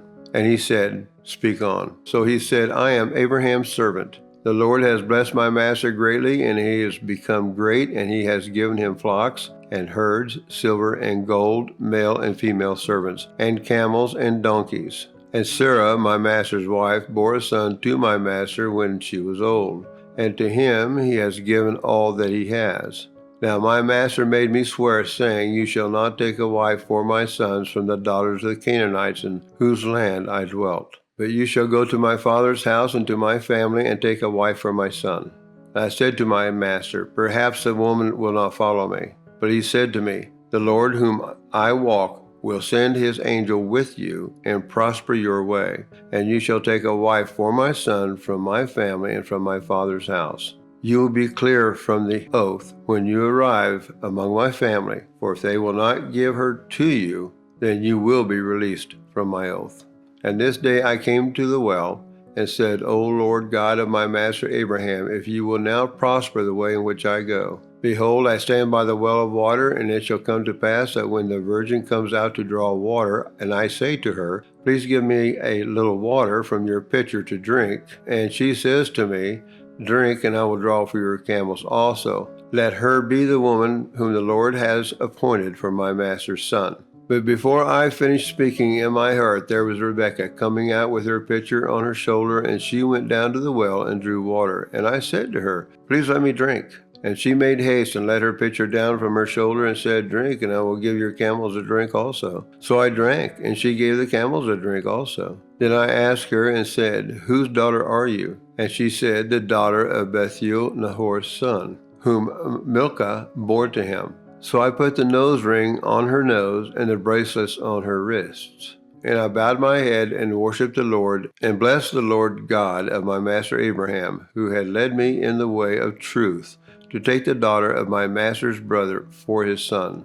Now if you will deal kindly and truly with my master, tell me, and if not, tell me, that I may turn to the right hand or to the left. Then Laban and Bethuel answered and said, The thing comes from the Lord. We cannot speak to you either bad or good. Here's Rebekah before you. Take her and go, and let her be your master's son's wife, as the Lord has spoken. And it came to pass when Abraham's servant heard the words, that he worshipped the Lord, bowing himself to the earth. Then the servant brought out jewelry of silver, jewelry of gold, and clothing, and gave them to Rebekah. He also gave precious things to her brother and to her mother. And he and the men who were with them ate and drank and stayed all night. Then they arose in the morning, and he said, Send me away to my master. But her brother and her mother said, Let the woman stay with us a few days, at least 10. After that she may go. And he said to them, Do not hinder me. Since the Lord has prospered my way, send me away so that I may go to my master. So they said, We will call the young woman and ask her personally. Then they called Rebekah and said to her, Will you go with this man? And she said, I will go. So they sent Rebekah, their sister, and her nurse, and Abraham's servant, and his men. And they blessed Rebekah and said to her, O sister, may you become the mother of thousands of 10,000s.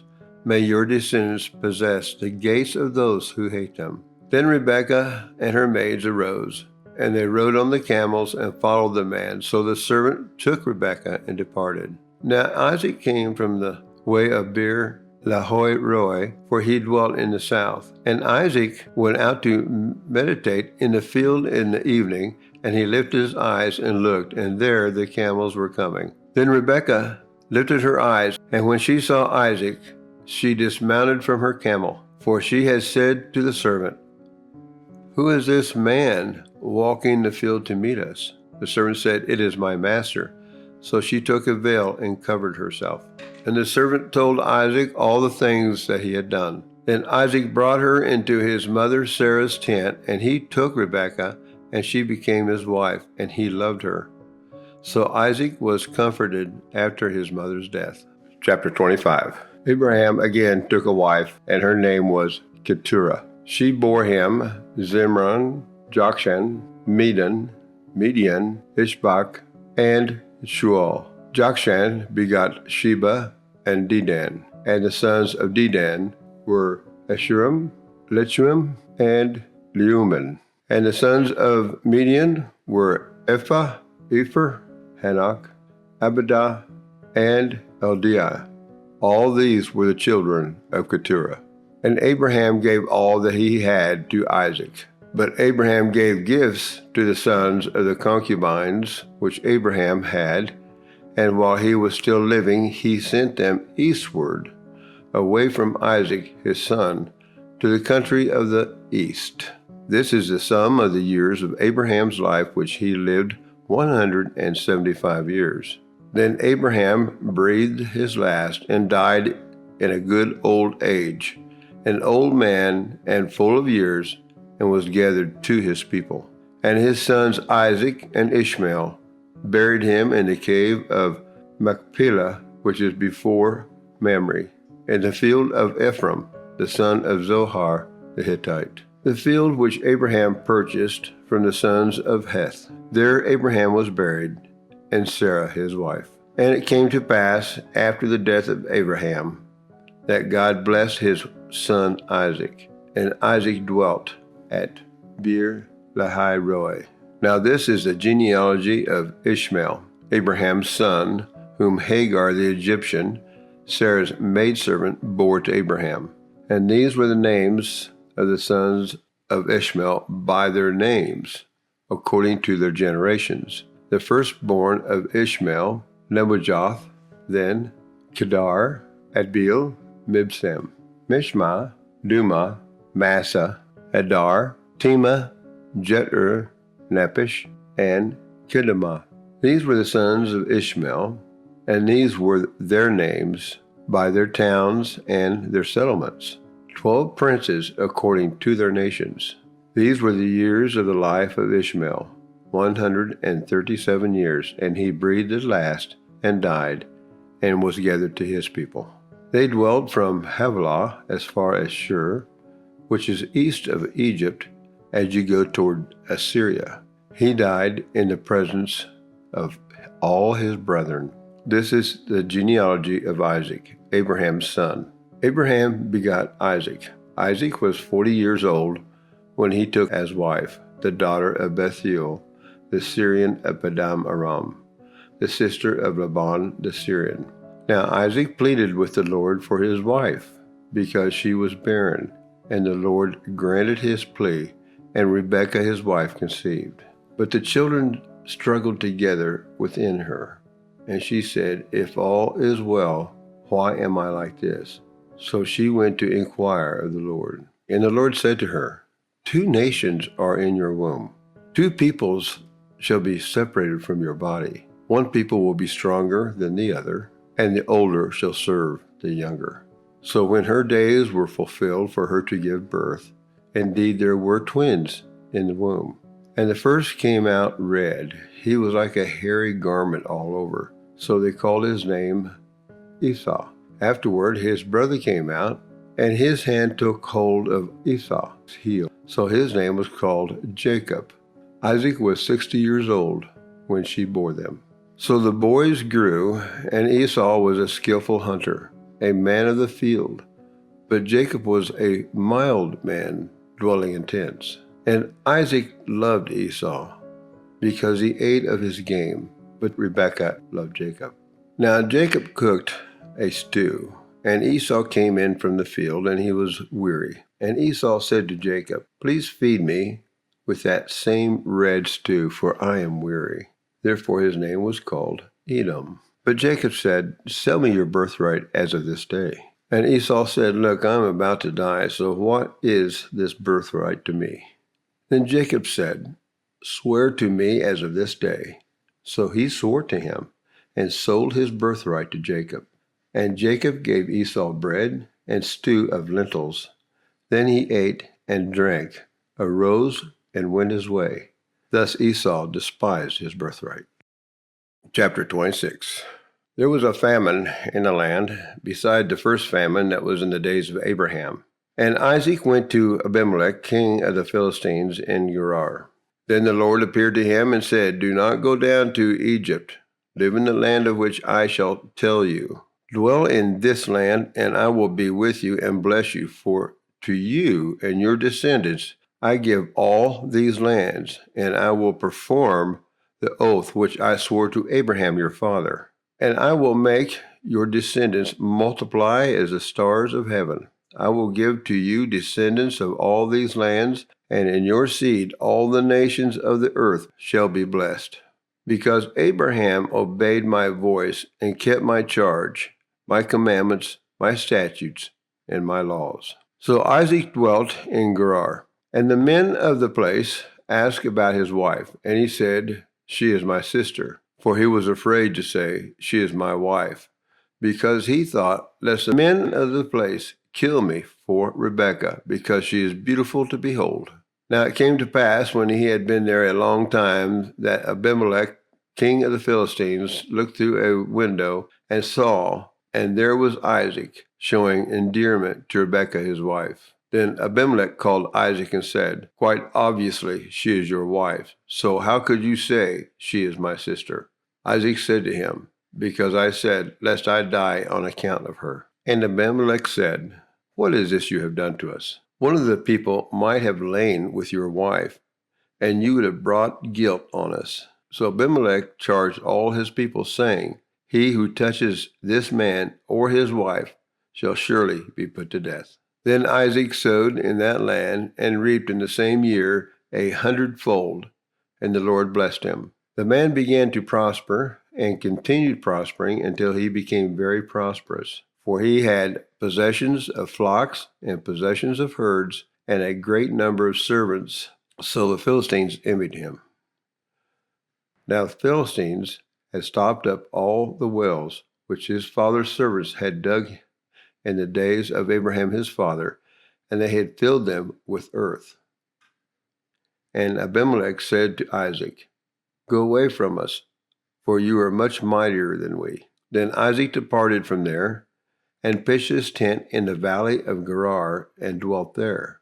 And Isaac dug again the wells of water which they had dug in the days of Abraham his father, for the Philistines had stopped them up after the death of Abraham.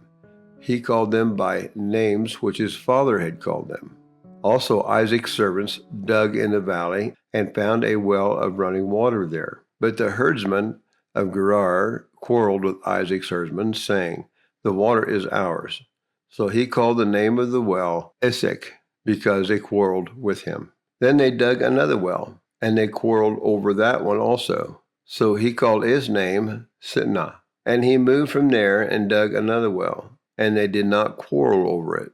So he called its name Rehoboth, because he said, For now the Lord has made room for us, and we shall be fruitful in the land. Then he went up from there to Beersheba. And the Lord appeared to him the same night and said, I am the God of your father Abraham. Do not fear, for I am with you. I will bless you and multiply your descendants for my servant Abraham's sake. So he built an altar there and called on the name of the Lord, and he pitched his tent there. And there Isaac's servants dug a well. Then Abimelech came to him from Gerar with Ahuzath, one of his friends, and Phicol, the commander of his army. And Isaac said to them, Why have you come to me, since you hate me, and have sent me away from you? But they said, We have certainly seen that the Lord is with you. So we said, Let there now be an oath between us, between you and us, and let us make a covenant with you, that you will do us no harm, since we have not touched you, and since we have done nothing to you but good, and have sent you away in peace. You are now the blessed of the Lord. So he made them a feast, and they ate and drank. Then they arose early in the morning and swore an oath to one another. And Isaac sent them away, and they departed from him in peace. It came to pass the same day that Isaac's servants came and told him about the well which they had dug, and said to him, We have found water. So they called it Sheba. Therefore the name of the city is Beersheba to this day. When Esau was 40 years old, he took as wives Judith, the daughter of Beri the Hittite, and Basemath, the daughter of Elon the Hittite. And they were a grief of mind to Isaac and Rebekah. Chapter 27. Now it came to pass, when Isaac was old, and his eyes were so dim that he could not see, that he called Esau his older son, and said to him, My son. And he answered him, Here I am. Then he said, Behold, now I am old. I do not know the day of my death. Now therefore, please take your weapons, your quiver, and your bow, and go out to the field and hunt game for me, and make me savory food such as I love, and bring it to me that I may eat, that my soul may bless you before I die." Now Rebekah was listening when Isaac spoke to Esau his son, and Esau went to the field to hunt game and to bring it. So Rebekah spoke to Jacob her son, saying, "Indeed, I heard your father speak to Esau your brother, saying, 'Bring me game and make savory food for me, that I may eat it and bless you in the presence of the Lord before my death.' Now therefore, my son, obey my voice according to what I command you. Go now to the flock and bring me from there 2 choice kids of the goats, and I will make savory food from them for your father, such as he loves. And then you shall take it to your father, that he may eat it, and that he may bless you before his death." And Jacob said to Rebekah his mother, "Look, Esau my brother is a hairy man, and I am a smooth-skinned man. Perhaps my father will feel me, and I shall seem to be a deceiver to him, and I shall bring a curse on myself, not a blessing." But his mother said to him, "Let your curse be on me, my son. Only obey my voice and go. Get them for me." And he went and got them and brought them to his mother. And his mother made savory food such as his father loved. Then Rebekah took the choice clothes of her elder son Esau, which were with her in the house, and put them on Jacob her younger son. And she put the skins of the kids of the goats on his hands and on the smooth part of his neck. Then she gave the savory food and the bread which she had prepared into the hand of her son Jacob. So he went to his father and said, "My father." And he said, "Here I am. Who are you, my son?" Jacob said to his father, "I am Esau, your firstborn. I have done just as you told me. Please arise, sit, and eat of my game, that your soul may bless me." But Isaac said to his son, "How is it that you have found it so quickly, my son?" And he said, "Because the Lord your God brought it to me."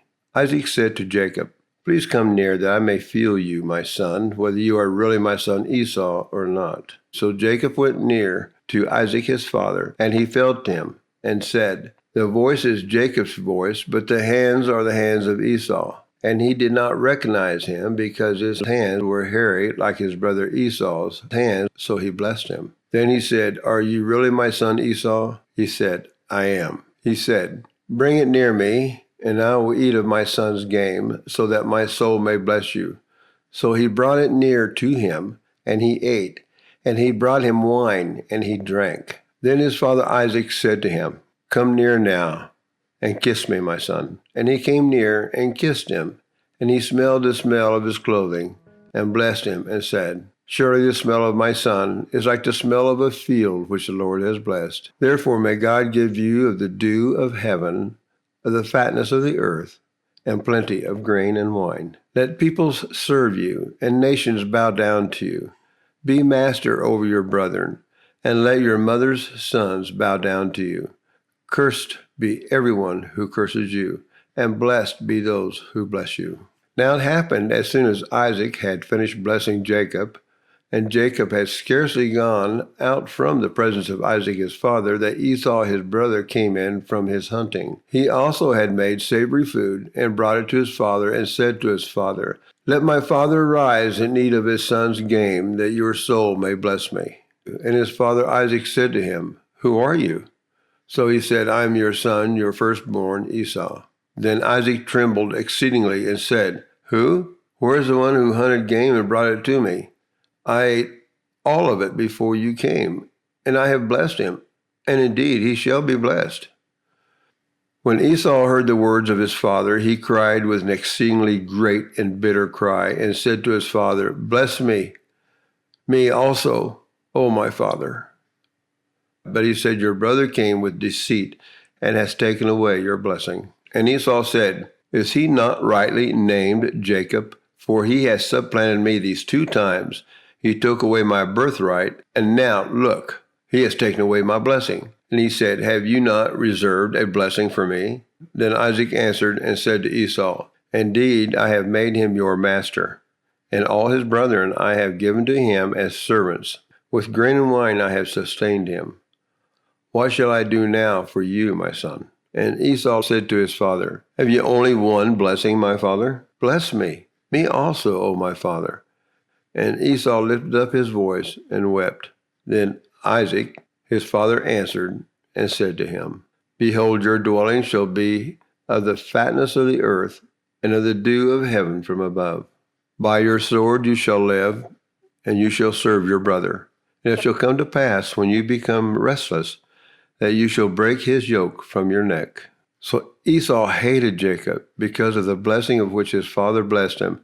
And Esau said in his heart, "The days of mourning for my father are at hand. Then I will kill my brother Jacob." And the words of Esau, her older son, were told to Rebekah. So she sent and called Jacob, her younger son, and said to him, "Surely your brother Esau comforts himself concerning you by intending to kill you. Now therefore, my son, obey my voice. Arise, flee to my brother Laban in Haran, and stay with him a few days until your brother's fury turns away, until your brother's anger turns away from you, and he forgets what you have done to him. Then I will send and bring you from there. Why should I be bereaved also of you both in one day?" And Rebekah said to Isaac, "I am weary of my life because of the daughters of Heth. If Jacob takes a wife of the daughters of Heth, like these who are the daughters of the land, what good will my life be to me?" Chapter 28. So Isaac called for Jacob and blessed him. Then he commanded him, "Do not marry a Canaanite woman. Go at once to Padan Aram, to the house of your mother's father, Bethel.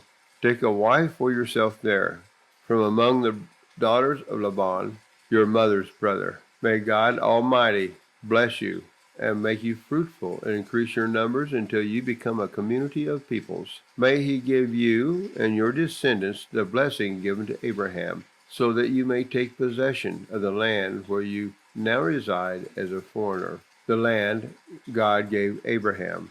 Then Isaac sent Jacob on his way, and he went to Padan Aram, to Laban, son of Bethuel the Aramean, the brother of Rebekah, who was the mother of Jacob and Esau. Now Esau learned that Isaac had blessed Jacob, and had sent him to Padan Aram to take a wife from there, and that when he blessed him, he commanded him, "Do not marry a Canaanite woman," and that Jacob had obeyed his father and mother, and had gone to Padan Aram. Esau then realized how displeasing the Canaanite women were to his father Isaac. So he went to Ishmael and married Mahalath, the sister of Nebaioth, and daughter of Ishmael, son of Abraham, in addition to the wives he already had. Jacob left Beersheba and set out for Haran. When he reached a certain place, he stopped for the night because the sun had set. Taking one of the stones there, he put it under his head and lay down to sleep. He had a dream in which he saw a staircase resting on the earth, with its top reaching to heaven, and the angels of God were ascending and descending on it. There above it stood the Lord, and he said, "I am the Lord, the God of your father Abraham, and the God of Isaac. I will give you and your descendants the land on which you are lying. Your descendants will be like the dust of the earth, and you will spread out to the west and to the east and to the north and to the south. All peoples on earth will be blessed through you and your offspring. I am with you and will watch over you wherever you go, and I will bring you back to this land. I will not leave you until I have done what I have promised you." When Jacob awoke from his sleep, he thought, "Surely the Lord is in this place, and I was not aware of it." He was afraid and said, "How awesome is this place! This is none other than the house of God. This is the gate of heaven." Early the next morning, Jacob took the stone he had placed under his head and set it up as a pillar and poured oil on top of it. He called that place Bethel, though the city used to be called Luz. Then Jacob made a vow, saying, "If God will be with me and will watch over me on this journey I am taking, and will give me food to eat and clothes to wear, so that I return safely to my father's household, then the Lord will be my God. And this stone that I have set up as a pillar will be God's house, and of all that you give me, I will give you a tenth." Chapter 29. Then Jacob continued on his journey and came to the land of the eastern peoples. There he saw a well in the open country, with 3 flocks of sheep lying near it, because the flocks were watered from that well. The stone over the mouth of the well was large. When all the flocks were gathered there, the shepherds would roll the stone away from the well's mouth and water the sheep. Then they would return the stone to its place over the mouth of the well. Jacob asked the shepherds, "My brothers, where are you from?" "We're from Haran," they replied. He said to them, "Do you know Laban, Nahor's grandson?" "Yes, we know him," they answered. Then Jacob asked them, "Is he well?" "Yes, he is," they said. "And here comes his daughter Rachel with the sheep."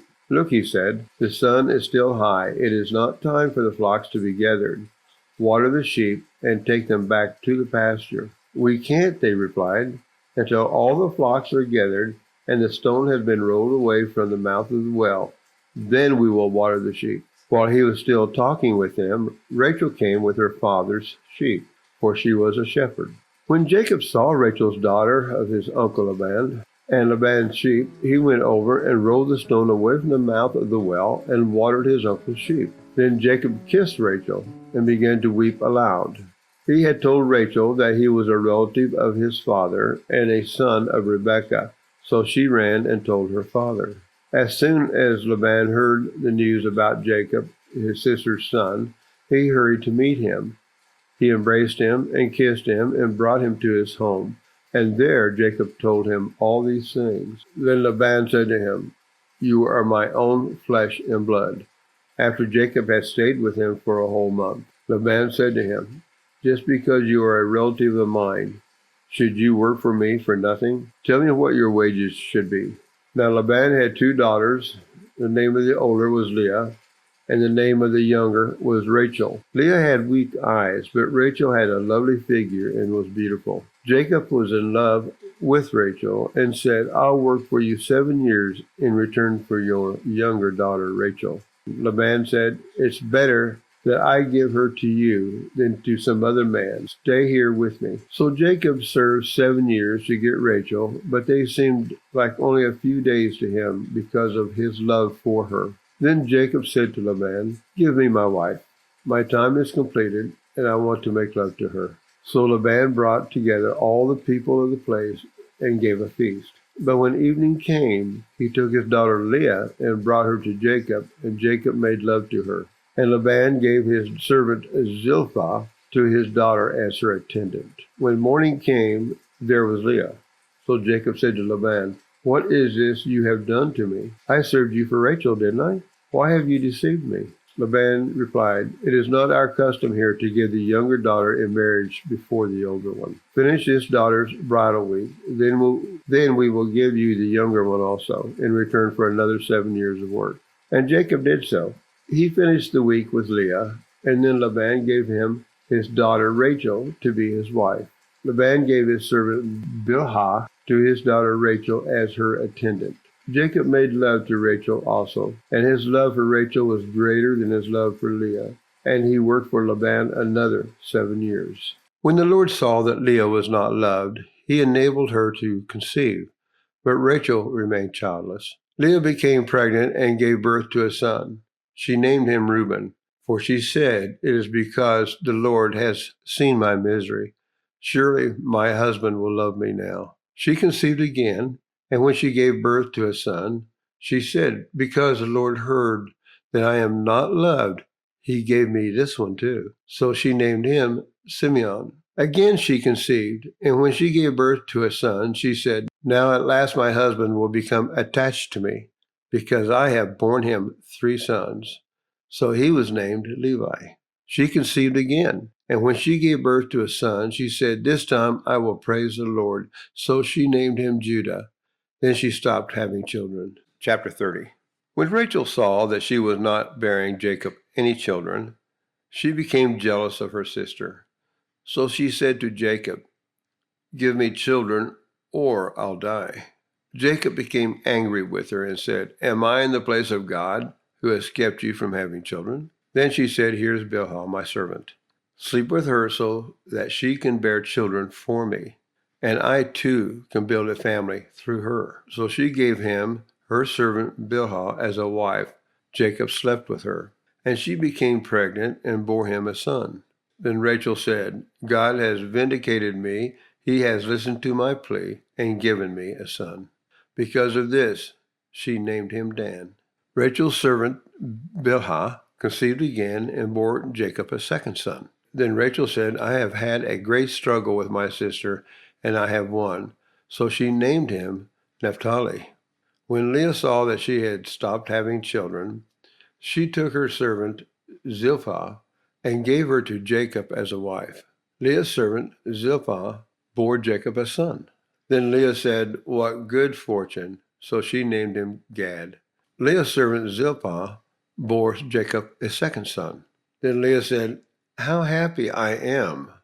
The women will call me happy. So she named him Asher. During wheat harvest, Reuben went out into the fields and found some mandrake plants, which he brought to his mother Leah. Rachel said to Leah, Please give me some of your son's mandrakes. But she said to her, Wasn't it enough that you took away my husband? Will you take my son's mandrakes too? Very well, Rachel said.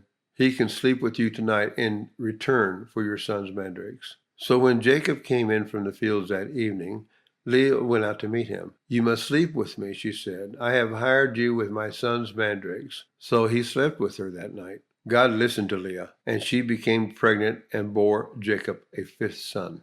Then Leah said, God has rewarded me for giving my servant to my husband. So she named him Ishkar. Leah conceived again and bore Jacob a sixth son. Then Leah said, God has presented me with a precious gift. This time my husband will treat me with honor because I have borne him 6 sons. So she named him Zebulun. Sometime later she gave birth to a daughter and named her Dinah. Then God remembered Rachel. He listened to her and enabled her to conceive. She became pregnant and gave birth to a son and said, God has taken away my disgrace. She named him Joseph and said, May the Lord add to me another son. After Rachel gave birth to Joseph, Jacob said to Laban, Send me on my way so I can go back to my own homeland. Give me my wives and children, for whom I have served you, and I will be on my way. You know how much work I've done for you. But Laban said to him, If I have found favor in your eyes, please stay. I have learned by divination that the Lord has blessed me because of you. He added, Name your wages, and I will pay them. Jacob said to him, You know how I have worked for you, and how your livestock has fared under my care. The little you had before I came has increased greatly, and the Lord has blessed you wherever I have been. But now when may I do something for my own household? What shall I give you? He asked. Don't give me anything, Jacob replied. But if you will do this one thing for me, I will go on tending your flocks and watching over them. Let me go through all your flocks today and remove from them every speckled or spotted sheep, every dark-colored lamb, and every spotted or speckled goat. They will be my wages, and my honesty will testify for me in the future. Whenever you check on the wages you have paid me, any goat in my possession that is not speckled or spotted, or any lamb that is not dark-colored will be considered stolen. Agreed, said Laban. Let it be as you have said. That same day he removed all the male goats that were streaked or spotted, and all the speckled or spotted female goats, all that had white on them, and all the dark-colored lambs, and he placed them in the care of his sons. Then he put a 3-day journey between himself and Jacob, while Jacob continued to tend the rest of Laban's flocks. Jacob, however, took fresh-cut branches from poplar, almond, and plane trees, and made white stripes on them by peeling the bark and exposing the white inner wood of the branches. Then he placed the peeled branches in all the watering troughs so that they would be directly in front of the flocks when they came to drink, when the flocks were in heat and came to drink. They made it in front of the branches, and they bore young that were streaked or speckled or spotted. Jacob set apart the young of the flock by themselves, but made the rest face the streaked and dark-colored animals that belonged to Laban. Thus he made separate flocks for himself, and did not put them with Laban's animals. Whenever the stronger females were in heat, Jacob would place the branches in the troughs in front of the animals so they would mate near the branches. But if the animals were weak, he would not place them there. So the weak animals went to Laban and the strong ones to Jacob. In this way, the man grew exceedingly prosperous and came to own large flocks and female and male servants and camels and donkeys. Chapter 31. Jacob heard that Laban's sons were saying, Jacob has taken everything our father owned and has gained all this wealth from what belonged to our father. And Jacob noticed that Laban's attitude toward him was not what it had been. Then the Lord said to Jacob, Go back to the land of your fathers and to your relatives, and I will be with you. So Jacob sent word to Rachel and Leah to come out to the fields where his flocks were. He said to them, I see that your father's attitude toward me is not what it was before, but the God of my father has been with me. You know that I've worked for your father with all my strength, yet your father has cheated me by changing my wages 10 times. However, God has not allowed him to harm me. If he said, the speckled ones will be your wages, then all the flocks gave birth to speckled young. And if he said, the streaked ones will be your wages, then all the flocks bore streaked young. So God has taken away your father's livestock and has given them to me. In breeding season, I once had a dream in which I looked up and saw the male goats mating with the flock were streaked, speckled, or spotted. The angel of God said to me in the dream, Jacob, I answered, Here I am. And he said, Look up and see that all the male goats mating with the flocks are streaked, speckled, or spotted. For I have seen all that Laban has been doing to you. I am the God of Bethel, where you anointed a pillar and where you made a vow to me. Now leave this land at once and go back to your native land. Then Rachel and Leah replied, Do we still have any share in the inheritance of our father's estate? Does he not regard us as foreigners? Not only has he sold us, but he has used up what was paid for us. Surely all the wealth that God took away from our father belongs to us and our children. So do whatever God has told you. Then Jacob put his children and his wives on camels, and he drove all his livestock ahead of him, along with all the goods he had accumulated in Paddan Aram, to go to his father Isaac in the land of Canaan. When Laban had gone to shear his sheep, Rachel stole her father's household gods. Moreover, Jacob deceived Laban, the Aramean, by not telling him he was running away. So he fled with all he had, crossed the Euphrates River, and headed for the hill country of Gilead. On the third day, Laban was told that Jacob had fled. Taking his relatives with him, he pursued Jacob for 7 days and caught up with him in the hill country of Gilead. Then God came to Laban, the Aramean, in a dream at night and said to him, Be careful not to say anything to Jacob, either good or bad. Jacob had pitched his tent in the hill country of Gilead when Laban overtook him, and Laban and his relatives camped there too. Then Laban said to Jacob, What have you done? You've deceived me, and you've carried off my daughters like captives in war. Why did you run off secretly and deceive me? Why didn't you tell me so I could send you away with joy and singing and the music of timbrels and harps? You didn't even let me kiss my grandchildren and my daughters goodbye. You have done a foolish thing. I have the power to harm you, but last night the God of your father said to me, Be careful not to say anything to Jacob, either good or bad. Now you have gone off because you long to return to your father's household. But why did you steal my gods? Jacob said to Laban, I was afraid because I thought you would take your daughters away from me by force. But if you find anyone who has your gods, that person shall not live. In the presence of our relatives, see for yourself whether there is anything of yours here with me, and if so, take it. Now Jacob did not know that Rachel had stolen the gods. So Laban went into Jacob's tent and into Leah's tent and into the tent of the 2 female servants, but he found nothing. After he came out of Leah's tent, he entered Rachel's tent. Now Rachel had taken the household gods and put them inside her camel's saddle and was sitting on them. Laban searched through everything in the tent, but found nothing. Rachel said to her father, "Don't be angry, my lord, that I cannot stand up in your presence. I'm having my period." So he searched, but could not find the household gods. Jacob was angry and took Laban to task. "What is my crime?" he asked Laban. "How have I wronged you that you hunt me down? Now that you have searched through all my goods, what have you found that belongs to your household? Put it here in front of your relatives and mine, and let them judge between the two of us. I have been with you for 20 years now. Your sheep and goats have not miscarried, nor have I eaten rams from your flocks. I did not bring you animals torn by wild beasts. I bore the loss myself, and you demanded payment from me for whatever was stolen by day or night. This was my situation. The heat consumed me in the daytime and the cold at night, and sheep fled from my eyes. It was like this for the 20 years I was in your household, and I worked for you 14 years for your $2 and 6 for your flocks, and you have changed my wages 10 times. If the God of my father, the God of Abraham, and the fear of Isaac had not been with me, you would surely have sent me away empty-handed. But God has seen my hardship and the toil of my hands, and last night he rebuked you."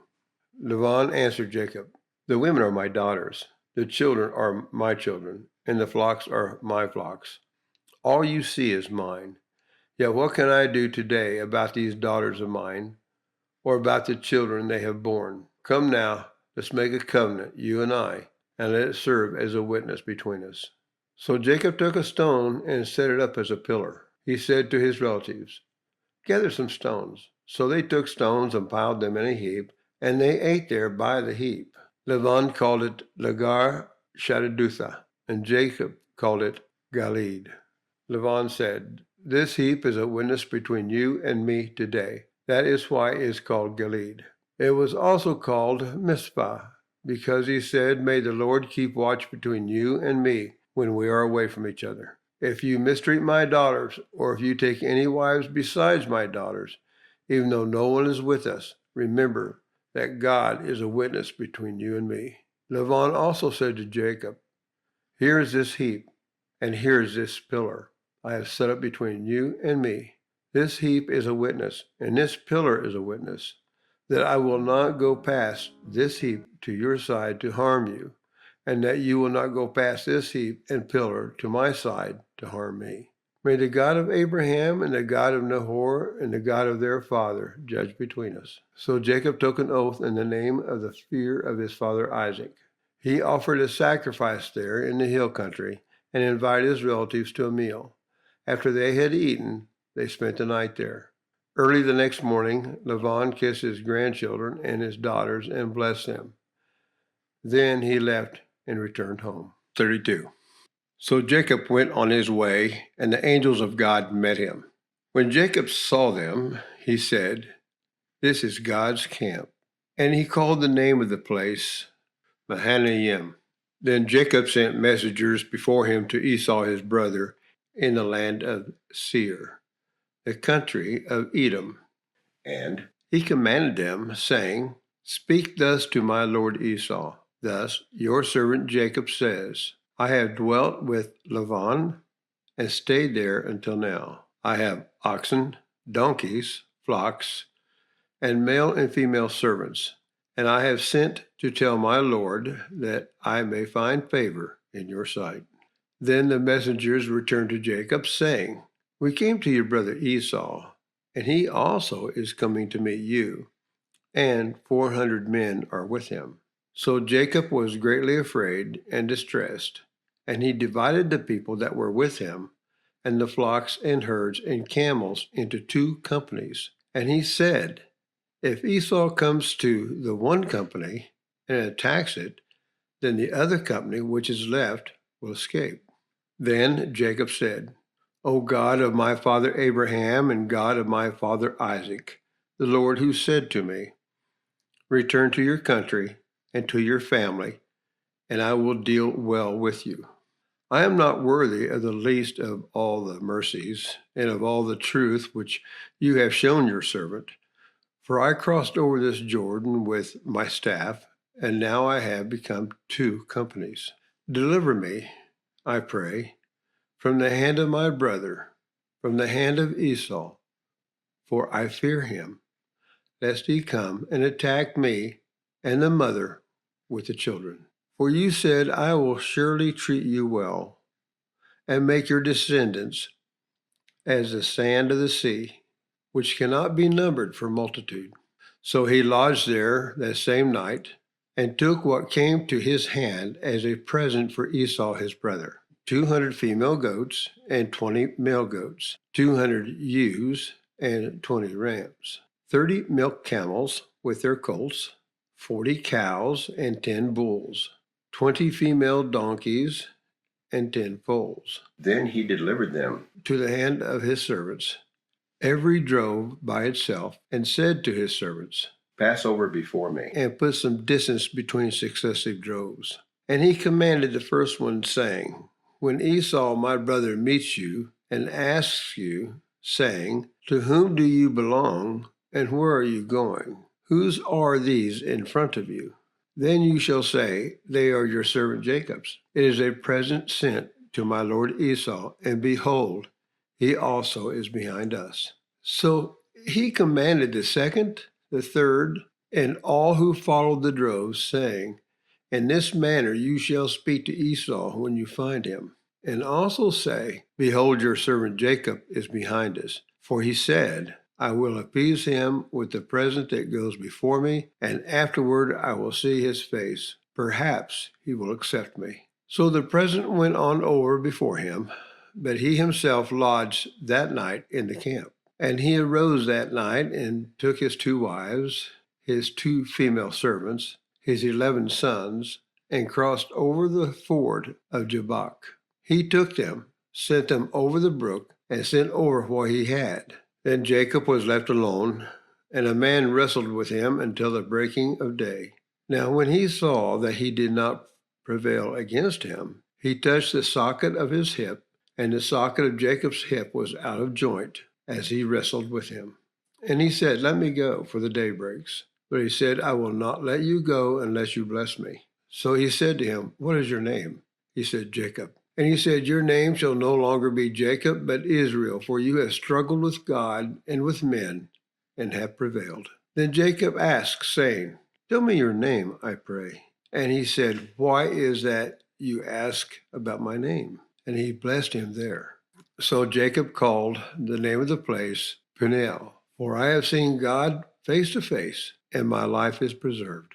Just as he crossed over Peniel, the sun rose on him, and he limped on his hip. Therefore, to this day, the children of Israel do not eat the muscle that shrank, which is on the hip socket, because he touched the socket of Jacob's hip and the muscle that shrank. Chapter 33.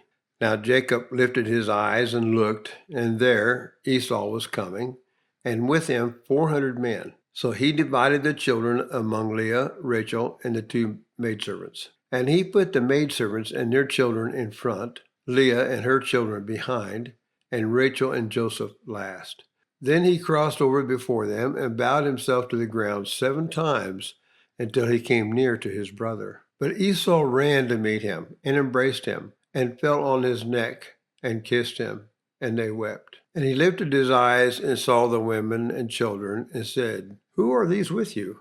And so he said, The children whom God has graciously given your servant. Then the maidservants came near, they and their children, and bowed down. And Leah also came near with her children, and they bowed down. Afterward Joseph and Rachel came near, and they bowed down. Then Esau said, What do you mean by all this company which I met? And he said, These are to find favor in the sight of my Lord. But Esau said, I have enough, my brother. Keep what you have for yourself. And Jacob said, No, please. If I have now found favor in your sight, then receive my present from my hand, inasmuch as I have seen your face, as though I had seen the face of God, and you were pleased with me. Please take my blessing that is brought to you, because God has dealt graciously with me, and because I have enough. So he urged him, and he took it. Then Esau said, "Let us take our journey. Let us go, and I will go before you." But Jacob said to him, "My Lord knows that the children are weak, and the flocks and herds which are nursing are with me. And if the men should drive them hard one day, all the flock will die. Please let my Lord go on ahead before his servant. I will lead on slowly at a pace which the livestock that go before me and the children are able to endure until I come to my Lord in Seir." And Esau said, "Now let me leave you with some of the people who are with me." But he said, "What need is there? Let me find favor in the sight of my Lord." So Esau returned that day on his way to Seir. And Jacob journeyed to Succoth, built himself a house, and made booths for his livestock. Therefore the name of the place is called Succoth. Then Jacob came safely to the city of Shechem, which is in the land of Canaan, when he came from Padam Aram, and he pitched his tent before the city. And he bought the parcel of land where he had pitched his tent from the children of Hamor, Shechem's father, for 100 pieces of money. Then he erected an altar there and called it Elohim Israel. Chapter 34. Now Dinah, the daughter of Leah, whom she had borne to Jacob, went out to see the daughters of the land. And when Shechem, the son of Hamor, the Hivite, prince of the country, saw her, he took her and lay with her and violated her. His soul was strongly attracted to Dinah, the daughter of Jacob, and he loved the young woman and spoke kindly to the young woman. So Shechem spoke to his father, Hamor, and said, "Get me this young woman as a wife." And Jacob heard that he had defiled Dinah his daughter. Now his sons were with his livestock in the field, so Jacob held his peace until they came. Then Hamor, the father of Shechem, went out to Jacob to speak with him. The sons of Jacob came in from the field when they heard it, and the men were grieved and very angry, because he had done a disgraceful thing in Israel by lying with Jacob's daughter, a thing which ought not to be done. But Hamor spoke with them, saying, "The soul of my son Shechem longs for your daughter. Please give her to him as a wife, and make marriages with us. Give your daughters to us, and take our daughters to yourselves. So you shall dwell with us, and the land shall be before you. Dwell and trade in it, and acquire possessions for yourselves in it." Then Shechem said to her father and her brothers, "Let me find favor in your eyes, and whatever you say to me, I will give. Ask me ever so much dowry and gift, and I will give according to what you say to me, but give me the young woman as a wife." But the sons of Jacob answered Shechem and Hamor his father, and spoke deceitfully, because he had defiled Dinah their sister. And they said to him, "We cannot do this thing to give our sister to one who is uncircumcised, for that would be a reproach to us. But on this condition we will consent to you, if you will become as we are, if every male of you is circumcised. Then we will give our daughters to you, and we will take your daughters to us, and we will dwell with you, and we will become one people. But if you will not heed us and be circumcised, then we will take our daughter and be gone." And their words pleased Hamor and Shechem, Hamor's son. So the young man did not delay to do the thing, because he was delighted in Jacob's daughter. He was more honorable than all the household of his father. And Hamor and Shechem, his son, came to the gate of their city, and spoke with the men of their city, saying, "These men are at peace with us. Therefore let them dwell in the land and trade in it, for indeed the land is large enough for them. Let us take their daughters to us as wives, and let us give them our daughters. Only on this condition will the men consent to dwell with us, to be one people, if every male among us is circumcised as they are circumcised. Will not their livestock, their property, and every animal of theirs be ours? Only let us consent to them, and they will dwell with us." And all who went out of the gate of his city heeded Hamor and Shechem, his son. Every male was circumcised, all who went out of the gate of his city. Now it came to pass on the third day, when they were in pain, that two of the sons of Jacob, Simeon and Levi, Dinah's brothers, each took his sword and came boldly upon the city and killed all the males. And they killed Hamor and Shechem his son with the edge of the sword, and took Dinah from Shechem's house and went out. The sons of Jacob came upon the slain and plundered the city, because their sister had been defiled. They took their sheep, their oxen, and their donkeys, what was in the city and what was in the field, and all their wealth, all their little ones and their wives they took captive, and they plundered even all that was in the houses. Then Jacob said to Simeon and Levi, "You have troubled me by making me obnoxious among the inhabitants of the land, among the Canaanites and Perizzites. And since I am few in number, they will gather themselves together against me and kill me. I shall be destroyed, my household and I." But they said, "Should he treat our sister like a harlot?" Chapter 35. Then God said to Jacob, "Arise and go to Bethel and dwell there, and make an altar there to God, who appeared to you when you fled from the face of Esau your brother." And Jacob said to his household and to all who were with him, "Put away the foreign gods that are among you. Purify yourselves and change your garments. Then let us arise and go up to Bethel, and I will make an altar there to God, who answered me in the day of my distress, and has been with me in the way which I have gone." So they gave Jacob all the foreign gods which were in their hands, and the earrings which were in their ears, and Jacob hid them under the terebinth tree, which was by Shechem. And they journeyed, and the terror of God was upon the cities that were all around them, and they did not pursue the sons of Jacob. So Jacob came to Luz, that is Bethel, which is in the land of Canaan, he and all the people who were with him. And he built an altar there, and called the place Bethel, because there God appeared to him when he fled from the face of his brother.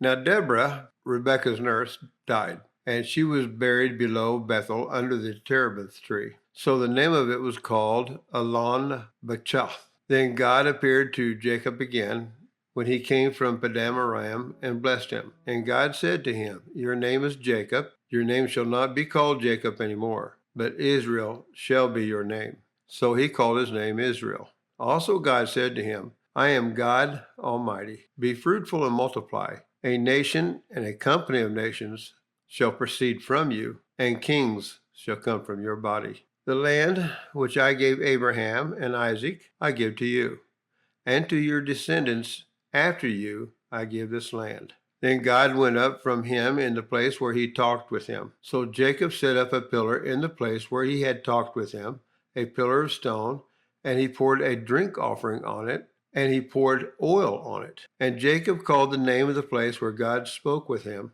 Bethel. When they journeyed from Bethel, and when there was but a little distance to go to Ephrath, Rachel labored in childbirth, and she had hard labor. Now it came to pass, when she was in hard labor, that the midwife said to her, "Do not fear, you will have this son also." And so it was, as her soul was departing, for she died, that she called his name Ben-Oni, but his father called him Benjamin. So Rachel died and was buried on the way to Ephrath, that is Bethlehem. And Jacob set a pillar on her grave, which is the pillar of Rachel's grave to this day. Then Israel journeyed and pitched his tent beyond the tower of Eder. And it happened, when Israel dwelt in that land, that Reuben went and lay with Bilhah, his father's concubine, and Israel heard about it. Now the sons of Jacob were 12. The sons of Leah were Reuben, Jacob's firstborn, Simeon, Levi, Judah, Issachar, and Zebulun. The sons of Rachel were Joseph and Benjamin. The sons of Bilhah, Rachel's maidservant, were Dan and Naphtali. And the sons of Zilpah, Leah's maidservant, were Gad and Asher. These were the sons of Jacob, who were born to him in Padan Aram. Then Jacob came to his father Isaac at Mamre, or Kirhath Arba, that is Hebron, where Abraham and Isaac had dwelt. Now the days of Isaac were 180 years. So Isaac breathed his last and died, and was gathered to his people, being old and full of days. And his son Esau and Jacob buried him. Chapter 36. Now this is the genealogy of Esau. Esau, who is Edom. Esau took his wives from the daughters of Canaan. Adah, the daughter of Elon the Hittite. Aholibamah, the daughter of Anah, the daughter of Zibeon the Hivite. And Basemath, Ishmael's daughter, sister of Nebajoth. Now Adah bore Eliphaz to Esau, and Basemath bore Ruel. And Aholibamah bore Jeush, Jalam, and Korah. These were the sons of Esau, who were born to him in the land of Canaan. Then Esau took his wives, his sons, his daughters, and all the persons of his household, his cattle, and all his animals, and all his goods which he had gained in the land of Canaan, and went to a country away from the presence of his brother Jacob, for their possessions were too great for them to dwell together, and the land where they were strangers could not support them because of their livestock. So Esau dwelt at Mount Seir. Esau is Edom. And this is the genealogy of Esau, the father of the Edomites, in Mount Seir. These were the names of Esau's sons: Eliphaz, the son of Adah, the wife of Esau, and Ruel, the son of Basemath, the wife of Esau. And the sons of Eliphaz were Teman, Omar, Zephah, Gatam, and Kenaz. Now Timnah was the concubine of Eliphaz, Esau's son, and she bore Amalek to Eliphaz. These were the sons of Adah, Esau's wife. These were the sons of Ruel: Nahath, Zerah, Shammah, and Mizah. These were the sons of Basemath, Esau's wife. These were the sons of Aholibamah, Esau's wife, the daughter of Anah, the daughter of Zibeon. And she bore to Esau Jeush, Jalam, and Korah. These were the chiefs of the sons of Esau. The son of Eliphaz, the firstborn son of Esau, were Chief Teman, Chief Omar, Chief Zepho, Chief Kenaz, Chief Korah, Chief Gatam, Chief Amalek. These were the chiefs of Eliphaz in the land of Edom. They were the sons of Adah. These were the sons of Ruel, Esau's son: Chief Nahath, Chief Zerah, Chief Shammah, and Chief Mizah. These were the chiefs of Ruel in the land of Edom. These were the sons of Basemath, Esau's wife. And these were the sons of Aholibamah, Esau's wife: Chief Jeush, Chief Jalam, and Chief Korah. These were the chiefs who descended from Aholibamah, Esau's wife, the daughter of Anah. These were the sons of Esau, who is Edom, and these were their chiefs. These were the sons of Seir the Horite, who inhabited the land: Lotan, Shobal, Zibeon, Anah, Dishon, Ezer, and Dishon. These were the chiefs of the Horites, the sons of Seir, in the land of Edom. And the sons of Lotan were Hori and Hermam. Lotan's sister was Timnah. These were the sons of Shobal: Alvan, Manahath, Ebal, Shepho, and Onam. These were the sons of Zibeon, both Ahah and Anah. This was the Anah who found the water in the wilderness as he pastured the donkeys of his father Zibeon. These were the children of Anah, Dishon, and Aholibamah, the daughter of Anah. These were the sons of Dishon: Hemdan, Ishban, Ithran, and Kuran. These were the sons of Ezer, Bilhan, Zavan, and Achon. These were the sons of Dishon: Uz and Aran. These were the chiefs of the Horites: Chief Lotan, Chief Shobal, Chief Zibeon, Chief Anah, Chief Dishon, Chief Ezer, Chief Dishon. These were the chiefs of the Horites, according to their chiefs in the land of Seir. Now these were the kings who reigned in the land of Edom, before any king reigned over the children of Israel. Bela, the son of Beor, reigned in Edom, and the name of his city was Dinhaba. And when Bela died, Jobab, the son of Zerah of Bozrah, reigned in his place. When Jobab died, Husham of the land of the Temanites reigned in his place. And when Husham died, Hadad, the son of Bedad, who attacked Midian in the field of Moab, reigned in his place. And the name of his city was Avith. When Hadad died, Samlah of Masrekah reigned in his place. When Shemlah died, Saul of Rehoboth by the river reigned in his place. When Saul died, Baal-Hanan, the son of Achbor, reigned in his place. When Baal-Hanan, the son of Achbor, died, Hadar reigned in his place. And the name of his city was Pau. His wife's name was Mehetabel, the daughter of Matred, the daughter of Mezahab. And these were the names of the chiefs of Esau, according to their families and their places by their names: Chief Timnah, Chief Alva, Chief Jetheth, Chief Aholibama, Chief Elah, and Chief Pinon, Chief Kenaz, Chief Timon, Chief Mibzar, Chief Magdiel, and Chief Eram. These were the chiefs of Edom, according to their dwelling places in the land of their possession. Esau was the father of the Edomites. Chapter 37. Now Jacob dwelt in the land where his father was a stranger, in the land of Canaan. This is the history of Jacob. Joseph, being 17 years old, was feeding the flock with his brothers. And the lad was with the sons of Bilhah and the sons of Zilpah, his father's wives. And Joseph brought a bad report of them to his father. Now Israel loved Joseph more than all his children, because he was the son of his old age. Also, he made him a tunic of many colors. But when his brothers saw that their father loved him more than all his brothers, they hated him and could not speak peaceably to him. Now Joseph had a dream, and he told it to his brothers, and they hated him even more. So he said to them, "Please hear this dream which I have dreamed. There we were, binding sheaves in the field. Then behold, my sheaf arose and also stood upright, and indeed your sheaves stood all around and bowed down to my sheaf." And his brothers said to him, "Shall you indeed reign over us, or shall you indeed have dominion over us?" So they hated him even more for his dreams and for his words. Then he dreamed still another dream and told it to his brothers and said, "Look, I have dreamed another dream, and this time the sun, the moon, and the 11 stars bowed down to me." So he told it to his father and his brothers, and his father rebuked him and said to him, "What is this dream that you have dreamed?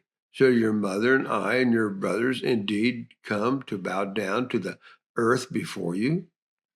And his brothers envied him, but his father kept the matter in mind.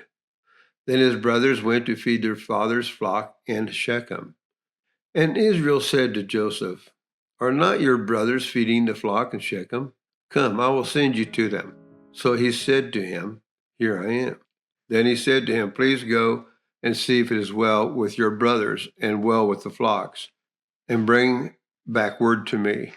So he sent him out of the valley of Hebron and went to Shechem. Now a certain man found him, and there he was wandering in the field. And the man asked him, saying, "What are you seeking?" So he said, "I'm seeking my brothers. Please tell me where they are feeding their flocks." And the man said, "They have departed from here, for I heard them say, 'Let's go to Dothan.'" So Joseph went after his brothers and found them in Dothan. Now when they saw him afar off, even before he came near them, they conspired against him to kill him. Then they said to one another, "Look, this dreamer is coming. Come, therefore, let us now kill him and cast him into some pit. And we shall say some wild beast has devoured him. We shall see what will become of his dreams." But Reuben heard it, and he delivered him out of their hands and said, "Let us not kill him." And Reuben said to them, "Shed no blood, but cast him into this pit which is in the wilderness, and do not lay a hand on him, that he might deliver him out of their hands and bring him back to his father." So it came to pass, when Joseph had come to his brothers, that they stripped Joseph of his tunic, the tunic of many colors that was on him. Then they took him and cast him into a pit, and the pit was empty. There was no water in it. And they sat down to eat a meal. And they lifted their eyes and looked, and there was a company of Ishmaelites coming from Gilead with their camels, bearing spices, balm, and myrrh, on their way to carry them down to Egypt. So Judah said to his brothers, "What profit is there if we kill our brother and conceal his blood? Come, let us sell him to the Ishmaelites. Let not our hand be upon him, for he is our brother and our flesh." And his brothers listened. Then Midianite traders passed by. So the brothers pulled Joseph up and lifted him out of the pit, and sold him to the Ishmaelites for 20 shekels of silver, and they took Joseph to Egypt. Then Reuben returned to the pit, and indeed Joseph was not in the pit, and he tore his clothes. And he returned to his brothers and said, the lad is no more, and I, where shall I go? So they took Joseph's tunic, killed a kid of the goats, and dipped the tunic in blood. Then they set the tunic of many colors, and they brought it to their father and said, we have found this. Do you know whether it is your son's tunic or not? And he recognized it and said, it is my son's tunic. A wild beast has devoured him. Without doubt, Joseph is torn to pieces. Then Jacob tore his clothes and put sackcloth on his waist and mourned for his son many days. And all his sons and all his daughters arose to comfort him, but he refused to be comforted. And he said, for I shall go down into the grave to my son in mourning. Thus his father wept for him. Now the Midianites had sold him in Egypt to Potiphar, an officer of Pharaoh and captain of the guard. Genesis chapter 38. It came to pass at that time that Judah departed from his brothers and visited a certain Adullamite whose name was Hira. And Judah saw there a daughter of a certain Canaanite whose name was Shua, and he married her and went into her. So she conceived and bore a son, and he called his name She conceived again and bore a son, and she called his name Onan. And she conceived yet again and bore a son, and called his name Shelah. He was at Shezib when she bore him. Then Judah took a wife for his firstborn, and her name was Tamar. But Judah's firstborn, was wicked in the sight of the Lord, and the Lord killed him. And Judah said to Onan, go into your brother's wife and marry her, and raise up an heir to your brother. But Onan knew that the heir would not be his. And it came to pass, when he went into his brother's wife, that he emitted on the ground, lest he should give an heir to his brother. And the thing which he did displeased the Lord, therefore he killed him also. Then Judah said to Tamar, his daughter-in-law, remain a widow in your father's house till my son Shelah is grown. For he said, lest he also die like his brothers. And Tamar went and dwelt in her father's house. Now in the process of time, the daughter of Shua, Judah's wife, died. And Judah was comforted, and went up to his sheep shearers at Timnah, he and his friend Hira the Adullamite. And it was told Tamar, saying, look, your father-in-law is going up to Timnah to shear his sheep. So she took off her widow's garments, covered herself with a veil, and wrapped herself, and sat in an open place which was on the way to Timnah. For she saw that Shelah was grown, and she was not given to him as a wife. When Judah saw her, he thought she was a harlot, because she had covered her face. Then he turned to her by the way and said, please let me come in to you, for he did not know that she was his daughter-in-law. So she said, what will you give me that you may come in to me? And he said, I will send a young goat from the flock. So she said, will you give me a pledge till you send it? Then he said, what pledge shall I give you? So she said, your signet and cord, and your staff that is in your hand. Then he gave them to her, and went into her, and she conceived by him. So she arose and went away, and laid aside her veil, and put on the garments of her widowhood. And Judah sent the young goat by the hand of his friend the Adullamite to receive his pledge from the woman's hand. But he did not find her. Then he asked the men of that place, saying, where is the harlot who was openly by the roadside? And they said, there was no harlot in this place. So he returned to Judah and said, I cannot find her. Also the men of the place said, there was no harlot in this place. Then Judah said, let her take them for herself, lest we be shamed.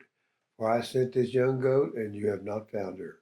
And it came to pass about 3 months after that Judah was told, saying, Tamar, your daughter-in-law, has played the harlot. Furthermore, she is with child by harlotry. So Judah said, bring her out and let her be burned. When she was brought out, she sent to her father-in-law, saying, by the man to whom these belong, I am with child. And she said, "Please determine whose these are, the signet and cord and staff." So Judah acknowledged them and said, "She has been more righteous than I, because I did not give her to Shelah my son." And he never knew her again. Now it came to pass at the time for giving birth that, behold, twins were in her womb. And so it was, when she was giving birth, that the one put out his hand, and the midwife took a scarlet thread and bound it on his hand, saying, "This one came out first." Then it happened, as he drew back his hand, that his brother came out unexpectedly, and she said, "How did you break through? This breach be upon you." Therefore his name was called Perez. Afterward his brother came out, who had the scarlet thread on his hand, and his name was called Zerah. Chapter 39. Now Joseph had been taken down to Egypt, and Potiphar, an Egyptian officer of Pharaoh, the captain of the royal guard, bought him from the Ishmaelites, who had taken him down there. The Lord was with Joseph, and he, even though a slave, became a successful and prosperous man, and he was in the house of his master, the Egyptian. Now his master saw that the Lord was with him, and that the Lord caused all that he did to prosper, succeed in his hand. So Joseph pleased Potiphar and found favor in his sight, and he served him as his personal servant. He made Joseph overseer over his house, and he put all that he owned in Joseph's charge. It happened that from the time that he made Joseph overseer in his house and put him in charge over all that he owned, that the Lord blessed the Egyptian's house because of Joseph. So the Lord's blessing was on everything that Potiphar owned in the house and in the field. So Potiphar left all that he owned in Joseph's charge, and with Joseph there he did not need to pay attention to anything except the food he ate. Now Joseph was handsome and attractive in form and appearance. Then after a time his master's wife looked at Joseph with desire, and she said, "Lie with me." But he refused, and said to his master's wife, "Look, with me in the house, my master does not concern himself with anything. He has put everything that he owns in my charge. He is not greater in this house than I am, nor has he kept anything from me except you, because you are his wife. How then could I do this great evil and sin against God and your husband?" And so it was that she spoke to Joseph persistently, day after day, but he did not listen to her plea to lie beside her or be with her. Then it happened one day that Joseph went into the house to attend his duties, and none of the men of the household was there in the house. She caught Joseph by his outer robe, saying, "Lie with me." But he left his robe in her hand and ran and got outside the house. When she saw that he had left his robe in her hand and had run outside, she called to the men of her household and said to them, "Look at this. Your master has brought a Hebrew into the household to mock and insult us. He came to me to lie with me, and I screamed. When he heard me screaming, he left his robe with me and ran outside the house." So she left Joseph's outer robe beside her until his master came home. Then she told her husband the same story, saying, "The Hebrew servant whom you brought among us came to me to mock and insult me. Then as soon as I raised my voice and screamed, he left his robe with me and ran outside the house." And when Joseph's master heard the words of his wife, saying, "This is the way your servant treated me," his anger burned. So Joseph's master took him and put him in the prison, a place where the king's prisoners were confined. So he was there in the prison. But the Lord was with Joseph and extended loving kindness to him and gave him favor in the sight of the warden. The warden committed to Joseph's management, all the prisoners who were in the prison. So whatever was done there, he was in charge of it. The warden paid no attention to anything that was in Joseph's care, because the Lord was with him.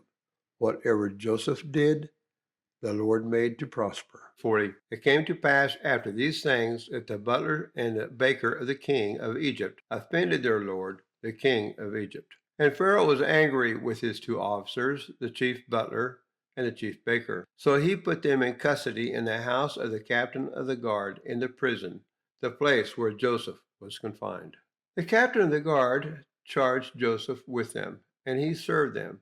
So they were in custody for a while. Then the butler and the baker of the king of Egypt, who were confined in the prison, had a dream, both of them, each man's dream in one night, and each man's dream with its own interpretation. And Joseph came into them in the morning and looked at them and saw that they were sad. So he asked Pharaoh's officers who were with him in the custody of his lord's house, saying, "Why do you look so sad today?" And they said to him, "We each have had a dream, and there is no interpreter of it." So Joseph said to them, "Do not interpretations belong to God? Tell them to me, please." Then the chief butler told his dream to Joseph and said to him, "Behold, in my dream a vine was before me, and in the vine were 3 branches. It was as though it budded, its blossoms shot forth, and its clusters brought forth ripe grapes. Then Pharaoh's cup was in my hand, and I took the grapes and pressed them into Pharaoh's cup and placed the cup in the Pharaoh's hand."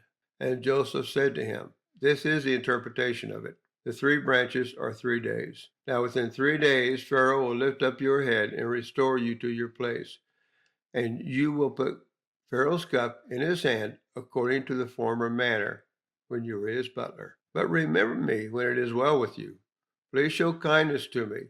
Make mention of me to Pharaoh and get me out of this house. For indeed I was stolen away from the land of the Hebrews, and also I have done nothing here that they should put me into the dungeon." When the chief baker saw that the interpretation was good, he said to Joseph, "I also was in my dream, and there were 3 white baskets on my head. In the uppermost basket were all kinds of baked goods for Pharaoh, and the birds ate them out of the basket on my head." So Joseph answered and said, "This is the interpretation of it. The 3 baskets are 3 days. Within 3 days Pharaoh will lift off your head from you and hang you on a tree, and the birds will eat your flesh from you." Now it came to pass on the 3rd day, which was Pharaoh's birthday, that he made a feast for all his servants, and he lifted up the head of the chief butler and of the chief baker among his servants. Then he restored the chief butler to his butlership again, and he placed the cup in Pharaoh's hand.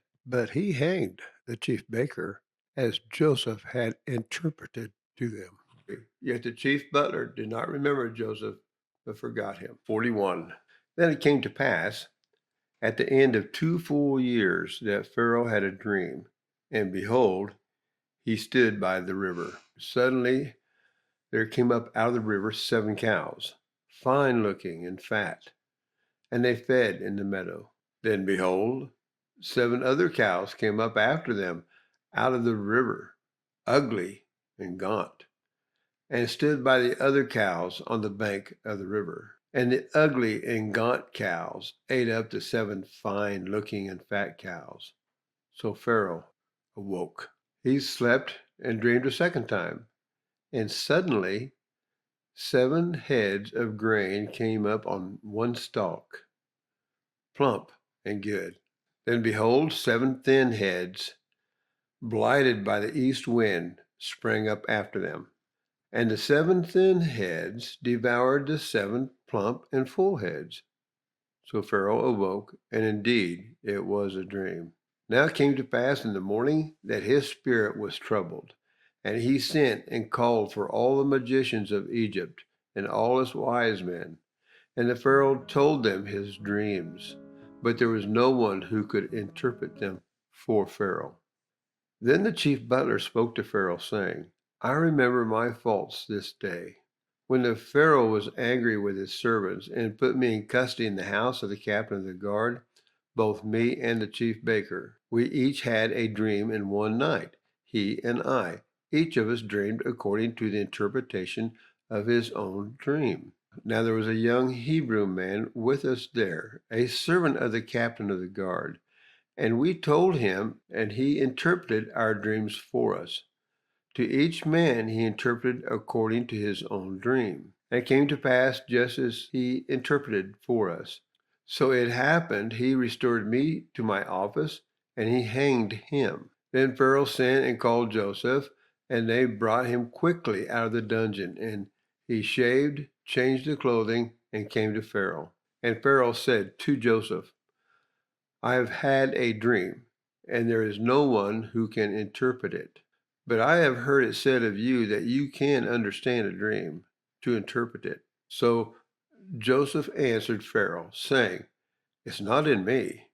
God will give Pharaoh an answer of peace. Then Pharaoh said to Joseph, Behold, in my dream I stood by the bank of the river. Suddenly 7 cows came up out of the river, fine looking and fat, and they fed in the meadow.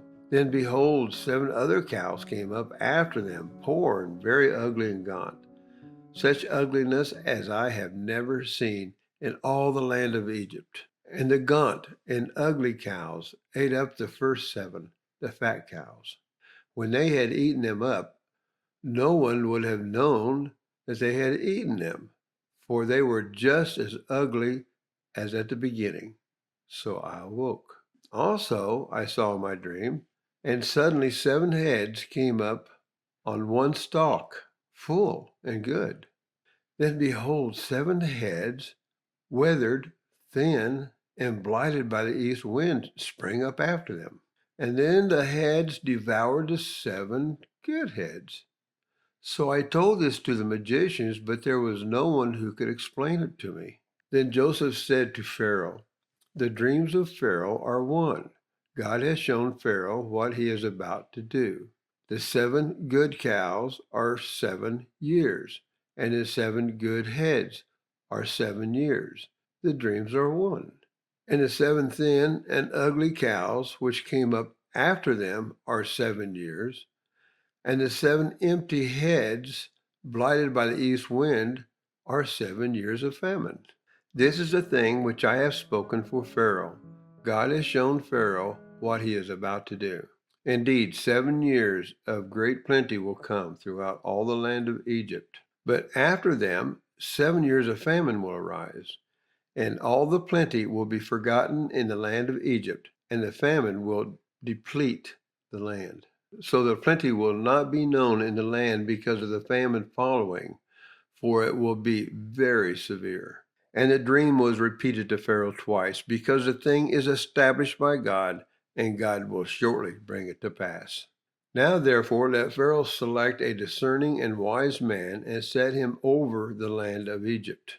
Let Pharaoh do this, and let him appoint officers over the land to collect 1/5 of the produce of the land of Egypt in the 7 plentiful years. And let them gather all the food of those good years that are coming, and store up grain under the authority of Pharaoh, and let them keep food in the cities. Then that food shall be as a reserve for the land for the 7 years of famine which shall be in the land of Egypt, that the land may not perish during the famine. So the advice was good in the eyes of Pharaoh, and in the eyes of all his servants. And Pharaoh said to his servants, Can we find such a one as this, a man in whom is the Spirit of God?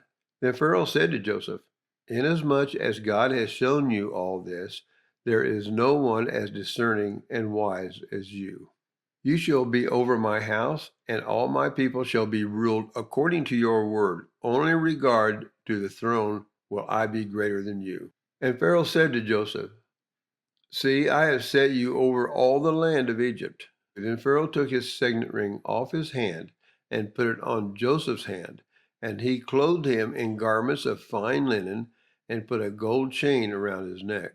And he had him ride in the second chariot which he had.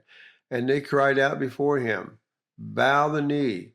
So he set him over all the land of Egypt.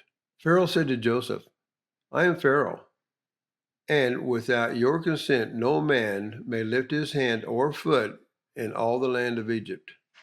And Pharaoh called Joseph's name Zephnath-Paneah, and he gave him as a wife Asnath, the daughter of Potipharah, priest of On.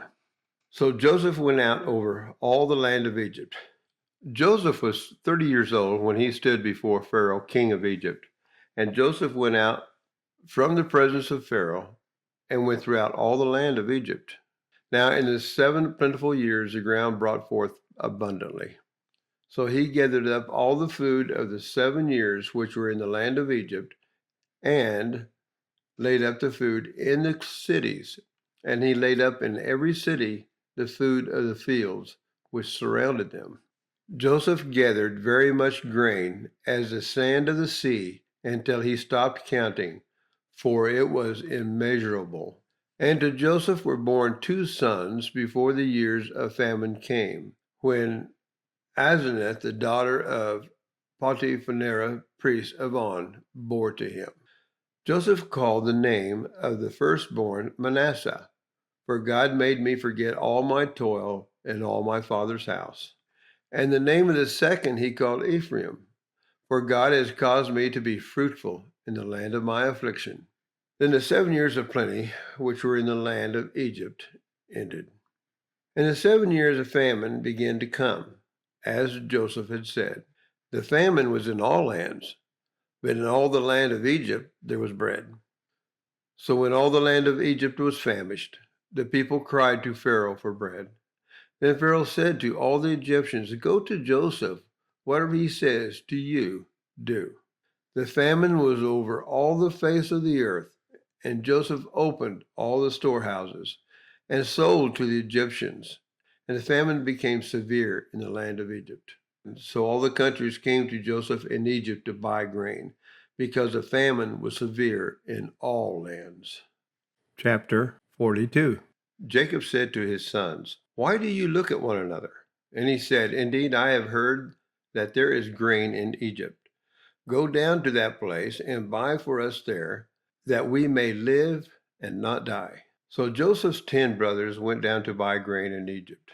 But Jacob did not send Joseph's brother Benjamin with his brothers, for he said, "Lest some calamity befall him." And the sons of Israel went to buy grain among those who journeyed, for the famine was in the land of Canaan. Now Joseph was governor over the land, and it was he who sold to all the people of the land. And Joseph's brothers came and bowed down before him with their faces to the earth. Joseph saw his brothers and recognized them, but he acted as a stranger to them and spoke roughly to them. Then he said to them, "Where do you come from?" And they said, "From the land of Canaan to buy food." So Joseph recognized his brothers, but they did not recognize him. Then Joseph remembered the dreams which he had dreamed about them and said to them, "You are spies. You have come to see the nakedness of the land." And he said to him, "No, my lord, but your servants have come to buy food. We are all one man's son. We are honest men. Your servants are not spies." Then he said to them, "No, but you have come to see the nakedness of the land." And they said, "Your servants are 12 brothers, the sons of one man in the land of Canaan. And in fact, the youngest is still with our father today, and one is no more." But Joseph said to them, "It is as I spoke to you, saying, you are spies. In this manner you shall be tested. By the life of Pharaoh, you shall not leave this place unless your youngest brother comes here. Send one of you, and let him bring your brother, and you shall be kept in prison, that your words may be tested to see whether there is any truth in you, or else, by the life of Pharaoh, surely you are spies." So he put them all together in prison 3 days. Then Joseph said to them the 3rd day, "Do this and live, for I fear God. If you are honest men, let one of your brothers be confined to your prison house, but you go and carry grain for the famine of your houses, and bring your youngest brother to me, so your words will be verified and you shall not die." And they did so. Then they said to one another, "We are truly guilty concerning our brother, for we saw the anguish of his soul when he pleaded with us, and we would not hear. Therefore, this distress has come upon us." And Reuben answered them, saying, "Did I not speak to you, saying, do not sin against the boy, and you would not listen? Therefore, behold, his blood is now required of us." But they did not know that Joseph understood them, for he spoke to them through an interpreter. And he turned himself away from them and wept. Then he returned to them again and talked with them. And he took Simeon from them and bound him before their eyes. Then Joseph gave a command to fill their sacks with grain, to restore every man's money to his sack, and to give them provisions for the journey. Thus he did for them. So when they loaded their donkeys with the grain and departed from there. But as one of them opened his sack to give his donkey feed at the encampment, he saw his money, and there it was in the mouth of his sack. So he said to his brothers, "My money has been restored, and there it is in my sack." Then their hearts failed them, and they were afraid, saying to one another, "What is this that God has done to us?" Then they went to Jacob their father in the land of Canaan, and told him all that had happened to them, saying, "The man who is Lord of the land spoke roughly to us, and took us for spies of the country.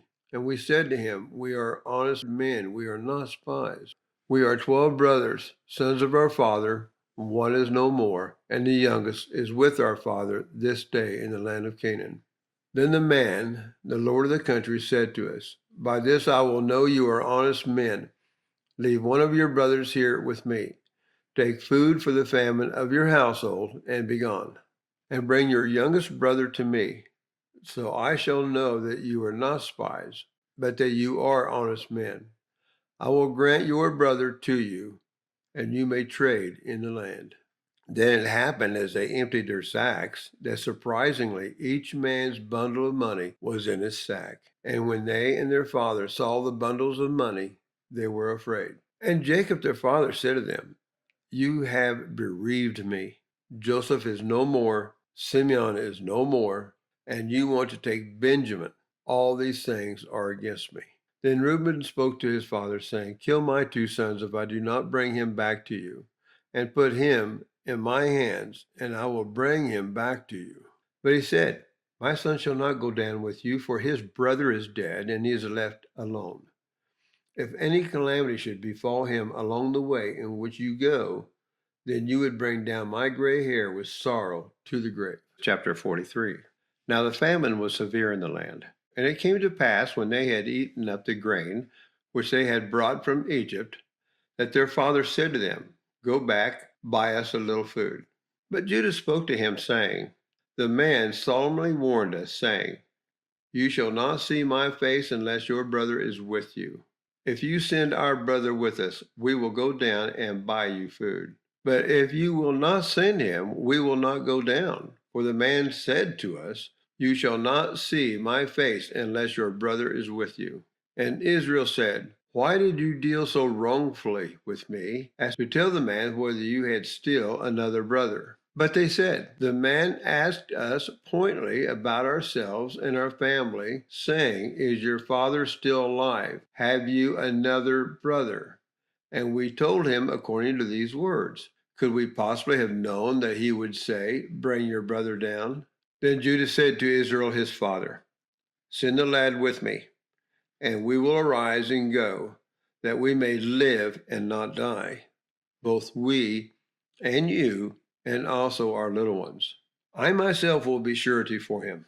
From my hand you shall require him. If I do not bring him back to you and set him before you, then let me bear the blame forever. For if we had not lingered, surely by now we would have returned this second time." And their father Israel said to them, "If it must be so, then do this. Take some of the best fruits of the land in your vessels, and carry down a present for the man: a little balm, and a little honey, spices, myrrh, pistachio nuts, and almonds. Take double money in your bag, and take back in your hand the money that was returned in the mouth of your sacks. Perhaps it was an oversight. Take your brother also, and arise and go back to the man. And may God Almighty give you mercy before the man, that he may release your other brother and Benjamin. If I am bereaved, I am bereaved." So the men took that present and Benjamin, and they took double money in their hand,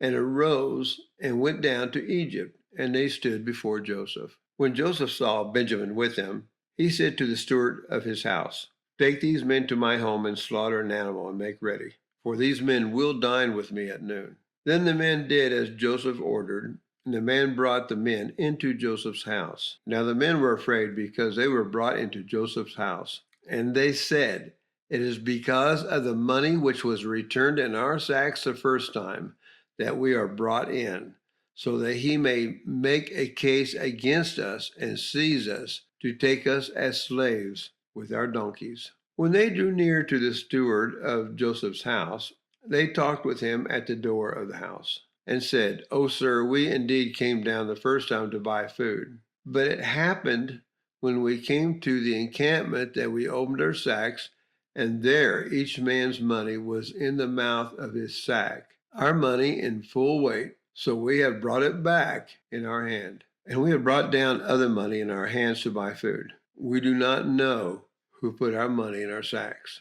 But he said, "Peace be with you. Do not be afraid. Your God and the God of your father has given you treasure in your sacks. I had your money." Then he brought Simeon out to them. So the man brought the men into Joseph's house and gave them water, and they washed their feet, and he gave their donkeys feed. Then they made the present ready for Joseph's coming at noon, for they heard they would eat bread there. And when Joseph came home, they brought him the present which was in their hand into the house, and bowed down before him to the earth. Then he asked them about their well-being and said, "Is your father well, the old man of whom you spoke? Is he still alive?" And they answered, "Your servant, our father, is in good health. He is still alive." And they bowed their heads down and prostrated themselves. Then he lifted his eyes and saw his brother Benjamin, his mother's son, and said, "Is this your younger brother of whom you spoke to me?" And he said, "God be gracious to you, my son." Now his heart yearned for his brother.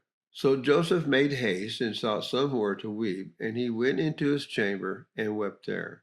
Then he washed his face and came out, and he restrained himself and said, "Serve the bread."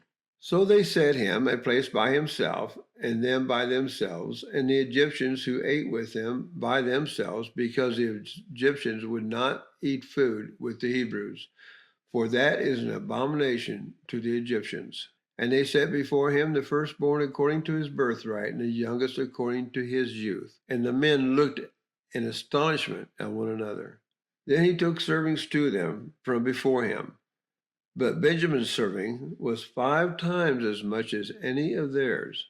So they drank and were merry with him. Chapter 44.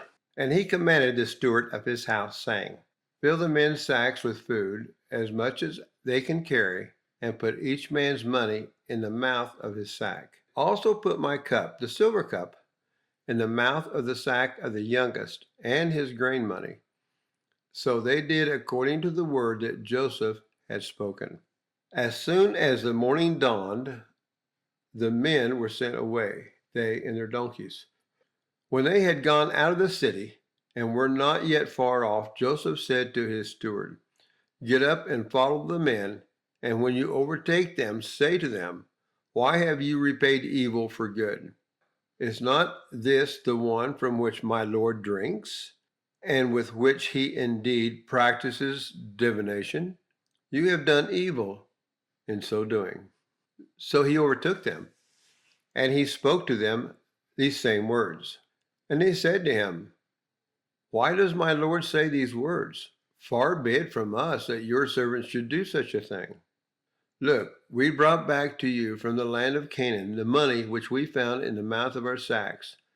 How then could we steal silver or gold from your Lord's house? With whomever of your servants it is found, let him die, and we also will be my Lord's slaves." And he said, "Now also let it be according to your words. He who with it is found shall be my slave, and you shall be blameless." Then each man speedily let down his sack to the ground, and each opened his sack.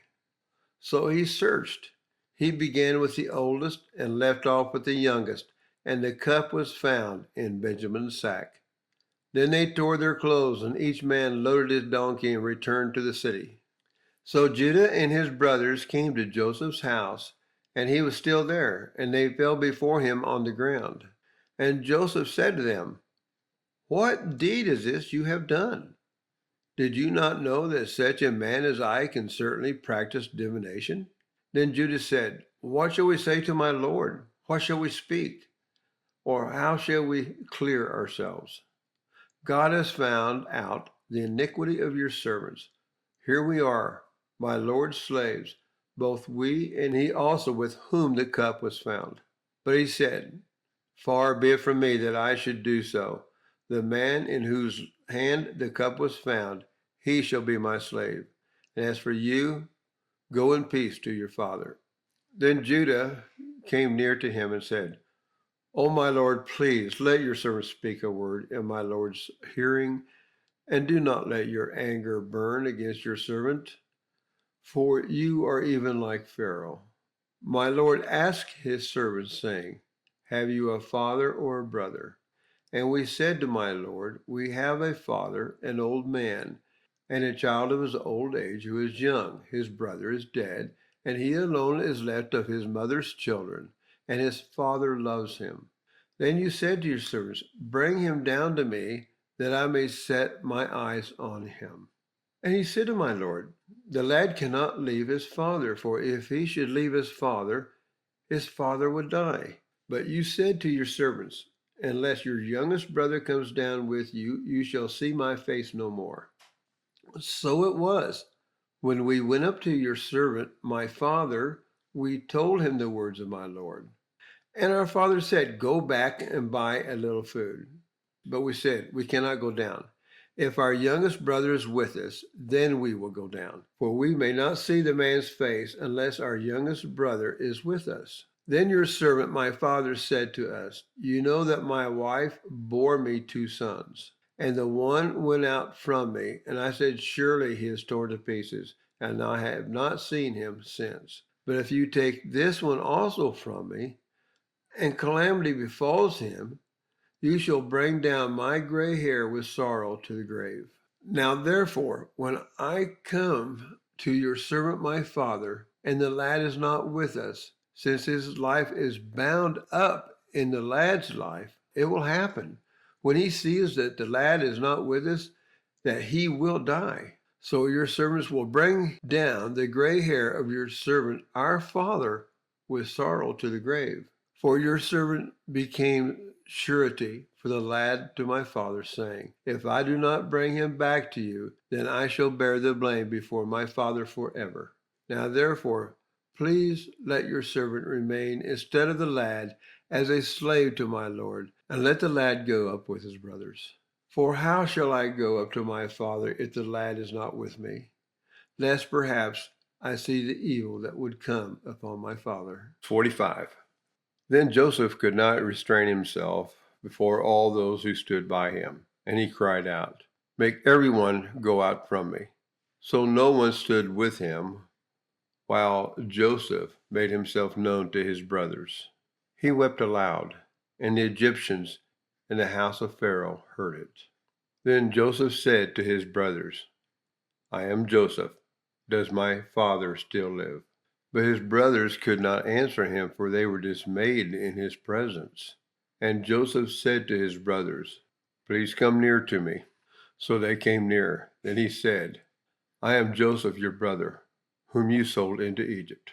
But now do not therefore be grieved or angry with yourselves because you sold me here, for God sent me before you to preserve life. For these 2 years the famine has been in the land, and there are still 5 years in which they will be neither plowing nor harvesting. And God sent me before you to preserve a posterity for you in the earth, and to save your lives by a great deliverance. So now it was not you who sent me here, but God, and he has made me a father to Pharaoh, and Lord of all his house, and a ruler throughout all the land of Egypt. Hurry and go up to my father and say to him, Thus says your son Joseph, God has made me Lord of all Egypt. Come down to me, and do not tarry. You shall dwell in the land of Goshen, and you shall be near to me, you and your children's children, your flocks and your herds, and all that you have. There I will provide for you, lest you and your household and all that you have come to poverty, for there are still 5 years of famine. And behold, your eyes and the eyes of my brother Benjamin see that it is my mouth that speaks to you.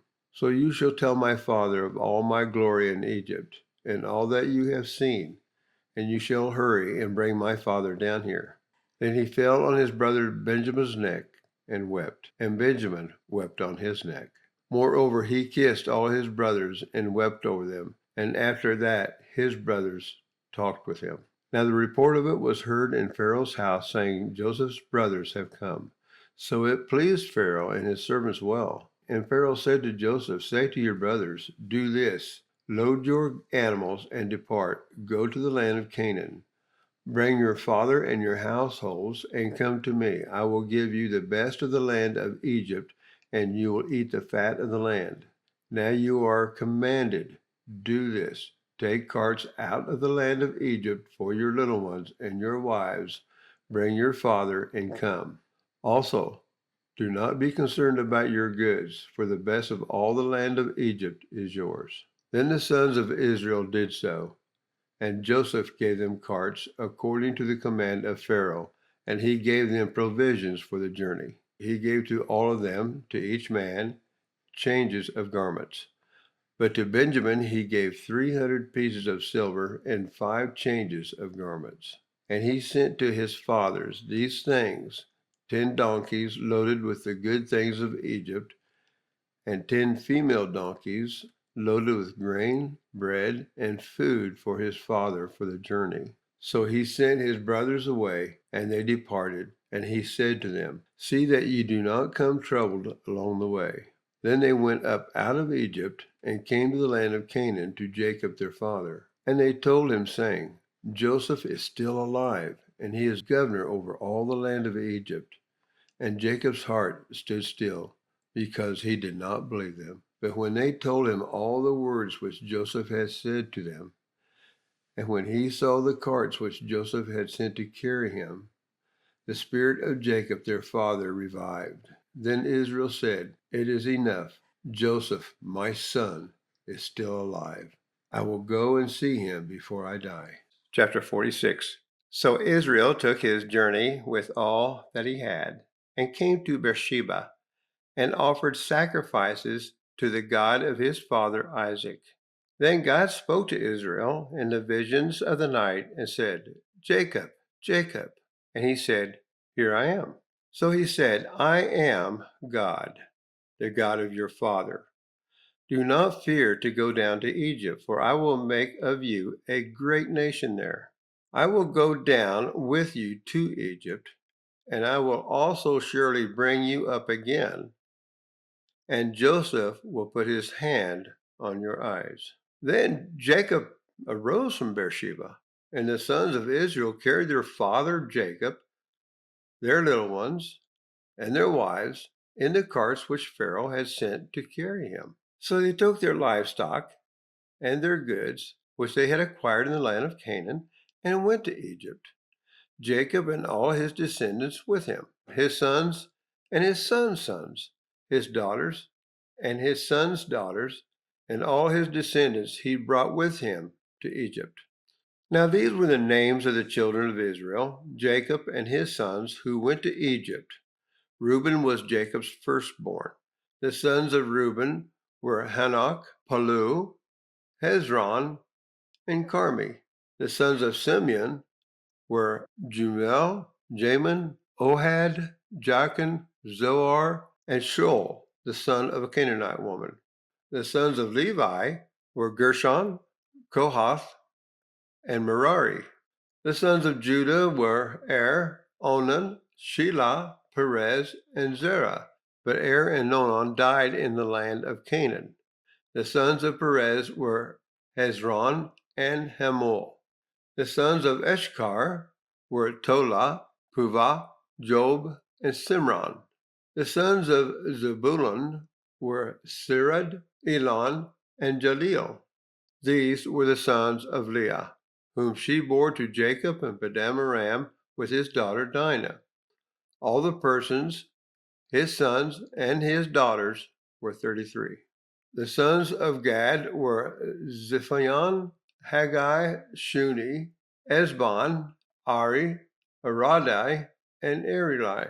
The sons of Asher were Jimnah, Ishua, Izui, Beriah, and Sarah, their sister.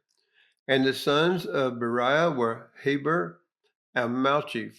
These were the sons of Zilpah, who Laban gave to Leah his daughter, and these she bore to Jacob, 16 persons. The sons of Rachel, Jacob's wife, were Joseph and Benjamin. And to Joseph in the land of Egypt were born Manasseh and Ephraim, whom Asnath, the daughter of Potipharah, priest of On, bore to him. The sons of Benjamin were Bela, Becher, Ashbel, Gera, Naaman, Ai, Rosh, and Humpin, and Ard. These were the sons of Rachel, who were born to Jacob, 14 persons in all. The son of Dan was Husham. The sons of Naphtali were Jeziel, Guni, Jezer, and Shilem. These were the sons of Bilhah, who Laban gave to Rachel his daughter, and she bore these to Jacob, 7 persons in all. All the persons who went with Jacob to Egypt, who came from his body, besides Jacob's sons' wives, were 66 persons in all. And the sons of Joseph, who were born to him in Egypt, were 2 persons. All the persons of the house of Jacob who went to Egypt were 70. Then he sent Judah before him to Joseph to point out before him the way to Goshen. And they came to the land of Goshen. So Joseph made ready his chariot and went up to Goshen to meet his father Israel. And he presented himself to him and fell on his neck and wept on his neck a good while. And Israel said to Joseph, "Now let me die, since I have seen your face, because you are still alive." Then Joseph said to his brothers and to his father's household, "I will go up and tell Pharaoh and say to him, my brothers and those of my father's house who were in the land of Canaan have come to me. And the men are shepherds, for their occupation has been to feed livestock, and they have brought their flocks, their herds, and all that they have. So it shall be, when Pharaoh calls you and says, 'What is your occupation?' that you shall say, 'Your servant's occupation has been with livestock from our youth even till now, both we and also our fathers, that you may dwell in the land of Goshen, for every shepherd is an abomination to the Egyptians." Chapter 47. Then Joseph went and told Pharaoh and said, "My father and my brothers, their flocks and their herds, and all that they possess have come from the land of Canaan, and indeed they are in the land of Goshen." Then he took 5 men from among his brothers and presented them to Pharaoh. Then Pharaoh said to his brothers, "What is your occupation?" And they said to Pharaoh, "Your servants are shepherds, both we and also our fathers." And they said to Pharaoh, "We have come to dwell in the land because your servants have no pasture for their flocks, for the famine is severe in the land of Canaan. Now therefore, please, let your servants dwell in the land of Goshen." Then Pharaoh spoke to Joseph, saying, "Your father and your brothers have come to you. The land of Egypt is before you. Have your father and brothers dwell in the best of the land. Let them dwell in the land of Goshen. And if you know any competent men among them, then make them chief herdsmen over my livestock." Then Joseph brought in his father Jacob and set him before Pharaoh. And Jacob blessed Pharaoh. Pharaoh said to Jacob, "How old are you?" And Jacob said to Pharaoh, "The days of the years of my pilgrimage are 130 years. Few and evil have been the days of the years of my life, and they have not attained to the days of the years of the life of my fathers in the days of their pilgrimage." So Jacob blessed Pharaoh and went out from before Pharaoh. And Joseph situated his father and his brothers and gave them a possession in the land of Egypt, in the best of the land, in the land of Ramses, as Pharaoh had commanded. Then Joseph provided his father, his brothers, and all his father's household with bread, according to the number in their families. Now there was no bread in all the land, for the famine was very severe, so that the land of Egypt and the land of Canaan languished because of the famine. And Joseph gathered up all the money that was found in the land of Egypt and in the land of Canaan for the grain which they bought. And Joseph brought the money into Pharaoh's house. So when the money failed in the land of Egypt and in the land of Canaan, all the Egyptians came to Joseph and said, "Give us bread. Why should we die in your presence? For the money has failed." Then Joseph said, "Give your livestock, and I will give you bread for your livestock if the money is gone." So they brought their livestock to Joseph, and Joseph gave them bread in exchange for the horses, the flocks, the cattle of the herds, and for the donkeys. Thus he fed them with bread in exchange for all their livestock that year. When that year had ended, they came to him the next year and said to him, "We will not hide from my lord that our money is gone. My lord also has our herds of livestock. There is nothing left in the sight of my lord but our bodies and our lands. Why should we die before your eyes, both we and our land? Buy us and our land for bread, and we and our land will be servants of Pharaoh. Give us seed, that we may live and not die, that the land may not be desolate." Then Joseph bought all the land of Egypt for Pharaoh, for every man of the Egyptians sold his field because a famine was severe upon them.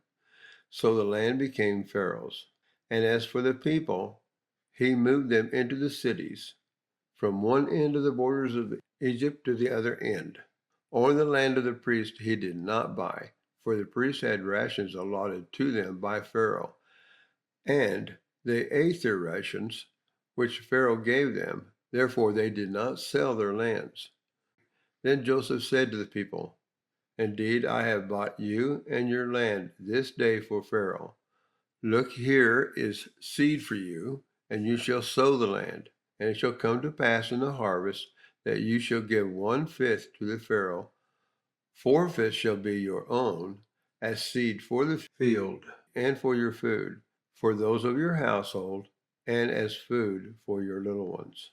So they said, "You have saved our lives. Let us find favor in the sight of my Lord, and we will be Pharaoh's servants." And Joseph made a law over the land of Egypt to this day, that Pharaoh should have 1/5, except for the land of the priests only, which did not become Pharaoh's. So Israel dwelt in the land of Egypt, in the country of Goshen, and they had possessions there, and grew and multiplied exceedingly. And Jacob lived in the land of Egypt 17 years. So the length of Jacob's life was 147 years. When the time drew near that Israel must die, he called his son Joseph and said to him, "Now, if I have found favor in your sight, please put your hand under my thigh and deal kindly and truly with me. Please do not bury me in Egypt, but let me lie with my fathers. You shall carry me out of Egypt and bury me in their burial place." And he said, "I will do as you have said." Then he said, "Swear to me." And he swore to him. So Israel bowed himself on the head of the bed. Chapter 48. Now it came to pass after these things that Joseph was told, "Indeed, your father is sick." And he took with him his 2 sons, Manasseh and Ephraim. And Jacob was told, "Look, your son Joseph is coming to you." And Israel strengthened himself and sat up on the bed. Then Jacob said to Joseph, "God Almighty appeared to me at Luz in the land of Canaan and blessed me, and said to me, 'Behold, I will make you fruitful and multiply you, and I will make of you a multitude of people, and give this land to your descendants after you as an everlasting possession.' And now your 2 sons, Ephraim and Manasseh, who were born to you in the land of Egypt before I came to you in Egypt, are mine. As Reuben and Simeon, they shall be mine. Your offspring, whom you beget after them, shall be yours. They will be called by the name of their brothers in their inheritance. But as for me, when I came from Padan, Rachel died beside me in the land of Canaan on the way, when there was but a little distance to go to Ephrath. And I buried her there on the way to Ephrath, that is Bethlehem. Then Israel saw Joseph's sons and said, Who are these? Joseph said to his father, They are my sons, whom God has given me in this place. And he said, Please bring them to me, and I will bless them. Now the eyes of Israel were dim with age, so that he could not see. Then Joseph brought them near him, and he kissed them and embraced them. And Israel said to Joseph, I had not thought to see your face, but in fact, God has shown me your offspring. So Joseph brought them from beside his knees, and he bowed down with his face to the earth. And Joseph took them both, Ephraim with his right hand toward Israel's left hand, and Manasseh with his left hand towards Israel's right hand, and brought them near him. Then Israel stretched out his right hand and laid it on Ephraim's head, who was the younger, and his left hand on Manasseh's head, guiding his hands knowingly, for Manasseh was the firstborn.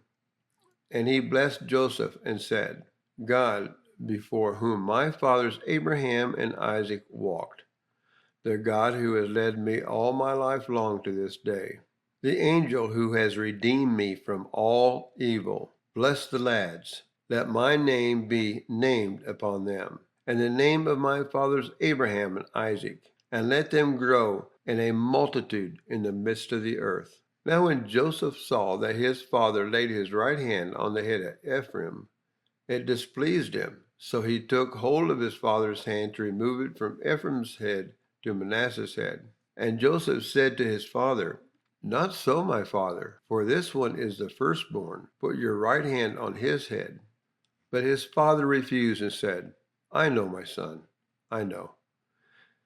He also shall become a people, and he also shall be great. But truly his younger brother shall be greater than he, and his descendants shall become a multitude of nations. So he blessed them that day, saying, By you Israel will bless, saying, May God make you as Ephraim and as Manasseh. And thus he set Ephraim before Manasseh.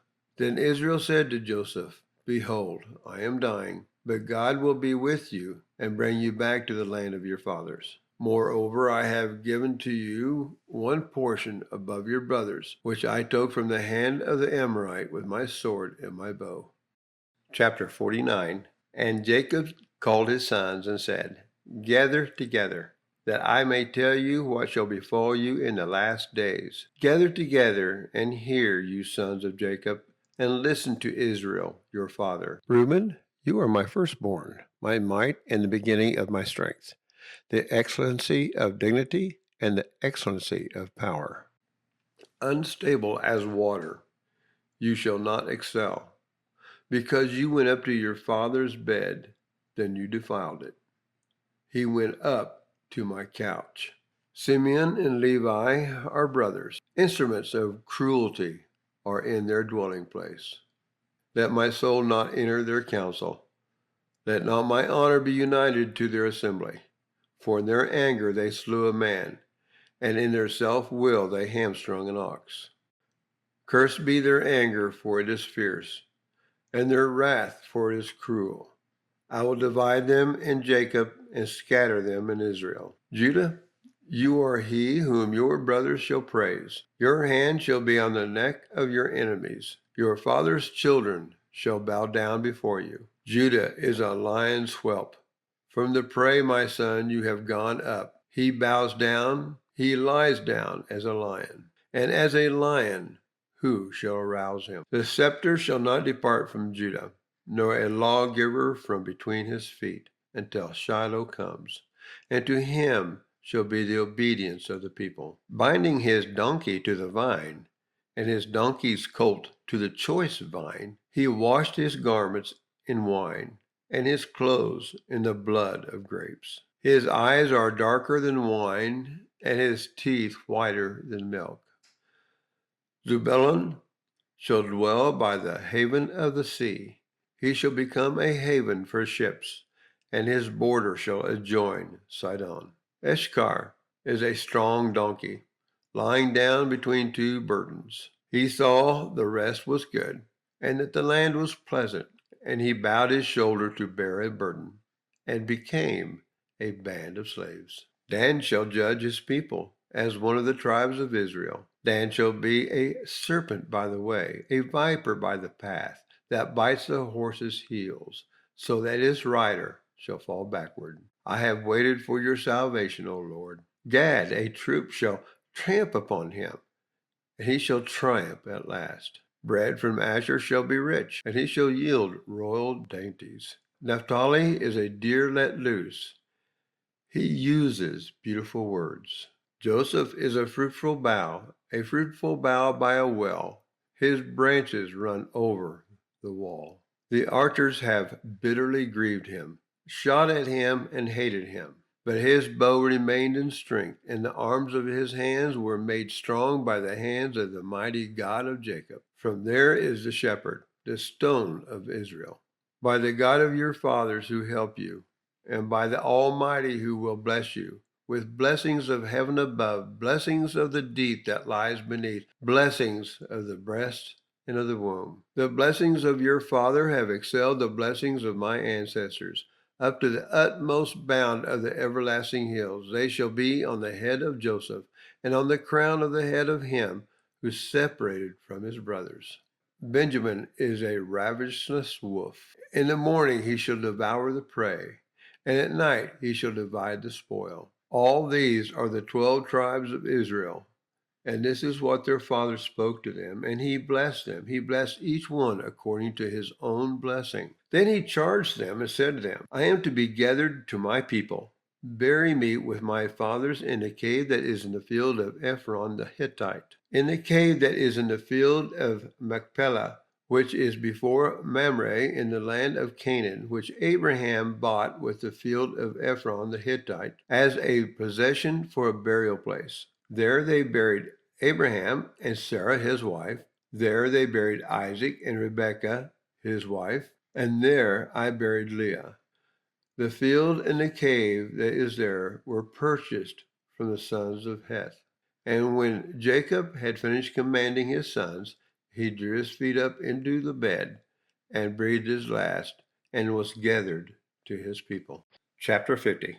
Then Joseph fell on his father's face and wept over him and kissed him. And Joseph commanded his servants, the physicians, to embalm his father. So the physicians embalmed Israel. 40 days were required for him, for such are the days required for those who are embalmed. And the Egyptians mourned for him 70 days. Now when the days of his mourning were past, Joseph spoke to the household of Pharaoh, saying, If now I have found favor in your eyes, please speak in the hearing of Pharaoh, saying, My father made me swear, saying, Behold, I am dying. In my grave which I dug for myself in the land of Canaan, there you shall bury me. Now, therefore, please let me go up and bury my father, and I will come back. And Pharaoh said, Go up and bury your father, as he made you swear. So Joseph went up to bury his father, and with him went up all the servants of Pharaoh, the elders of his house, and all the elders of the land of Egypt, as well as all the house of Joseph, his brothers, and his father's house. Only their little ones, their flocks, and their herds they left in the land of Goshen. And there went up with him both chariots and horsemen, and it was a very great gathering. Then they came to the threshing floor of Atad, which is beyond the Jordan, and they mourned there with a great and very solemn lamentation. He observed 7 days of mourning for his father. And when the inhabitants of the land, the Canaanites, saw the mourning at the threshing floor of Atad, they said, This is a deep mourning of the Egyptians. Therefore his name was called Abel Mizraim, which is beyond the Jordan. So his sons did for him just as he had commanded them. For his sons carried him to the land of Canaan, and buried him in the cave of the field of Machpelah before Mamre, which Abraham bought with the field from Ephron the Hittite as property for a burial place. And after he buried his father, Joseph returned to Egypt, he and his brothers, and all who went up with him to bury his father. When Joseph's brothers saw that their father was dead, they said, "Perhaps Joseph will hate us and may actually repay us for all the evil which we did to him." So they sent messengers to Joseph, saying, "Before your father died, he commanded, saying, 'Thus you shall say to Joseph, I beg you, please forgive the trespasses of your brothers and their sins, for they did evil to you. Now please forgive the trespass of the servants of the God of your father." And Joseph wept when they spoke to him. Then his brothers also went and fell down before his face, and they said, "Behold, we are your servants." Joseph said to them, "Do not be afraid, for am I in the place of God? But as for you, you meant evil against me, but God meant it for good, in order to bring it about as it is this day, to save many people alive. Now therefore, do not be afraid. I will provide for you and your little ones." And he comforted them and spoke kindly to them. So Joseph dwelt in Egypt, he and his father's household, and Joseph lived 110 years. Joseph saw Ephraim's children to the third generation. The children of Machir, the son of Manasseh, were also brought up on Joseph's knees. And Joseph said to his brethren, "I am dying, but God will surely visit you and bring you out of this land to the land of which he swore to Abraham, to Isaac, and to Jacob." Then Joseph took an oath from the children of Israel, saying, "God will surely visit you, and you shall carry up my bones from here." So Joseph died, being 110 years old, and they embalmed him, and he was put in a coffin in Egypt. And this completes the book of Genesis. Thank you for joining us on the Bible Unfolded. We hope today's reading has brought you closer to the wisdom and peace found within the sacred scriptures. Continue with us on this journey as we explore every chapter, uncovering the timeless truths and inspirations of the Bible. Until next time, may you carry the words of the Scripture in your heart and find strength in their message. Stay blessed and keep listening.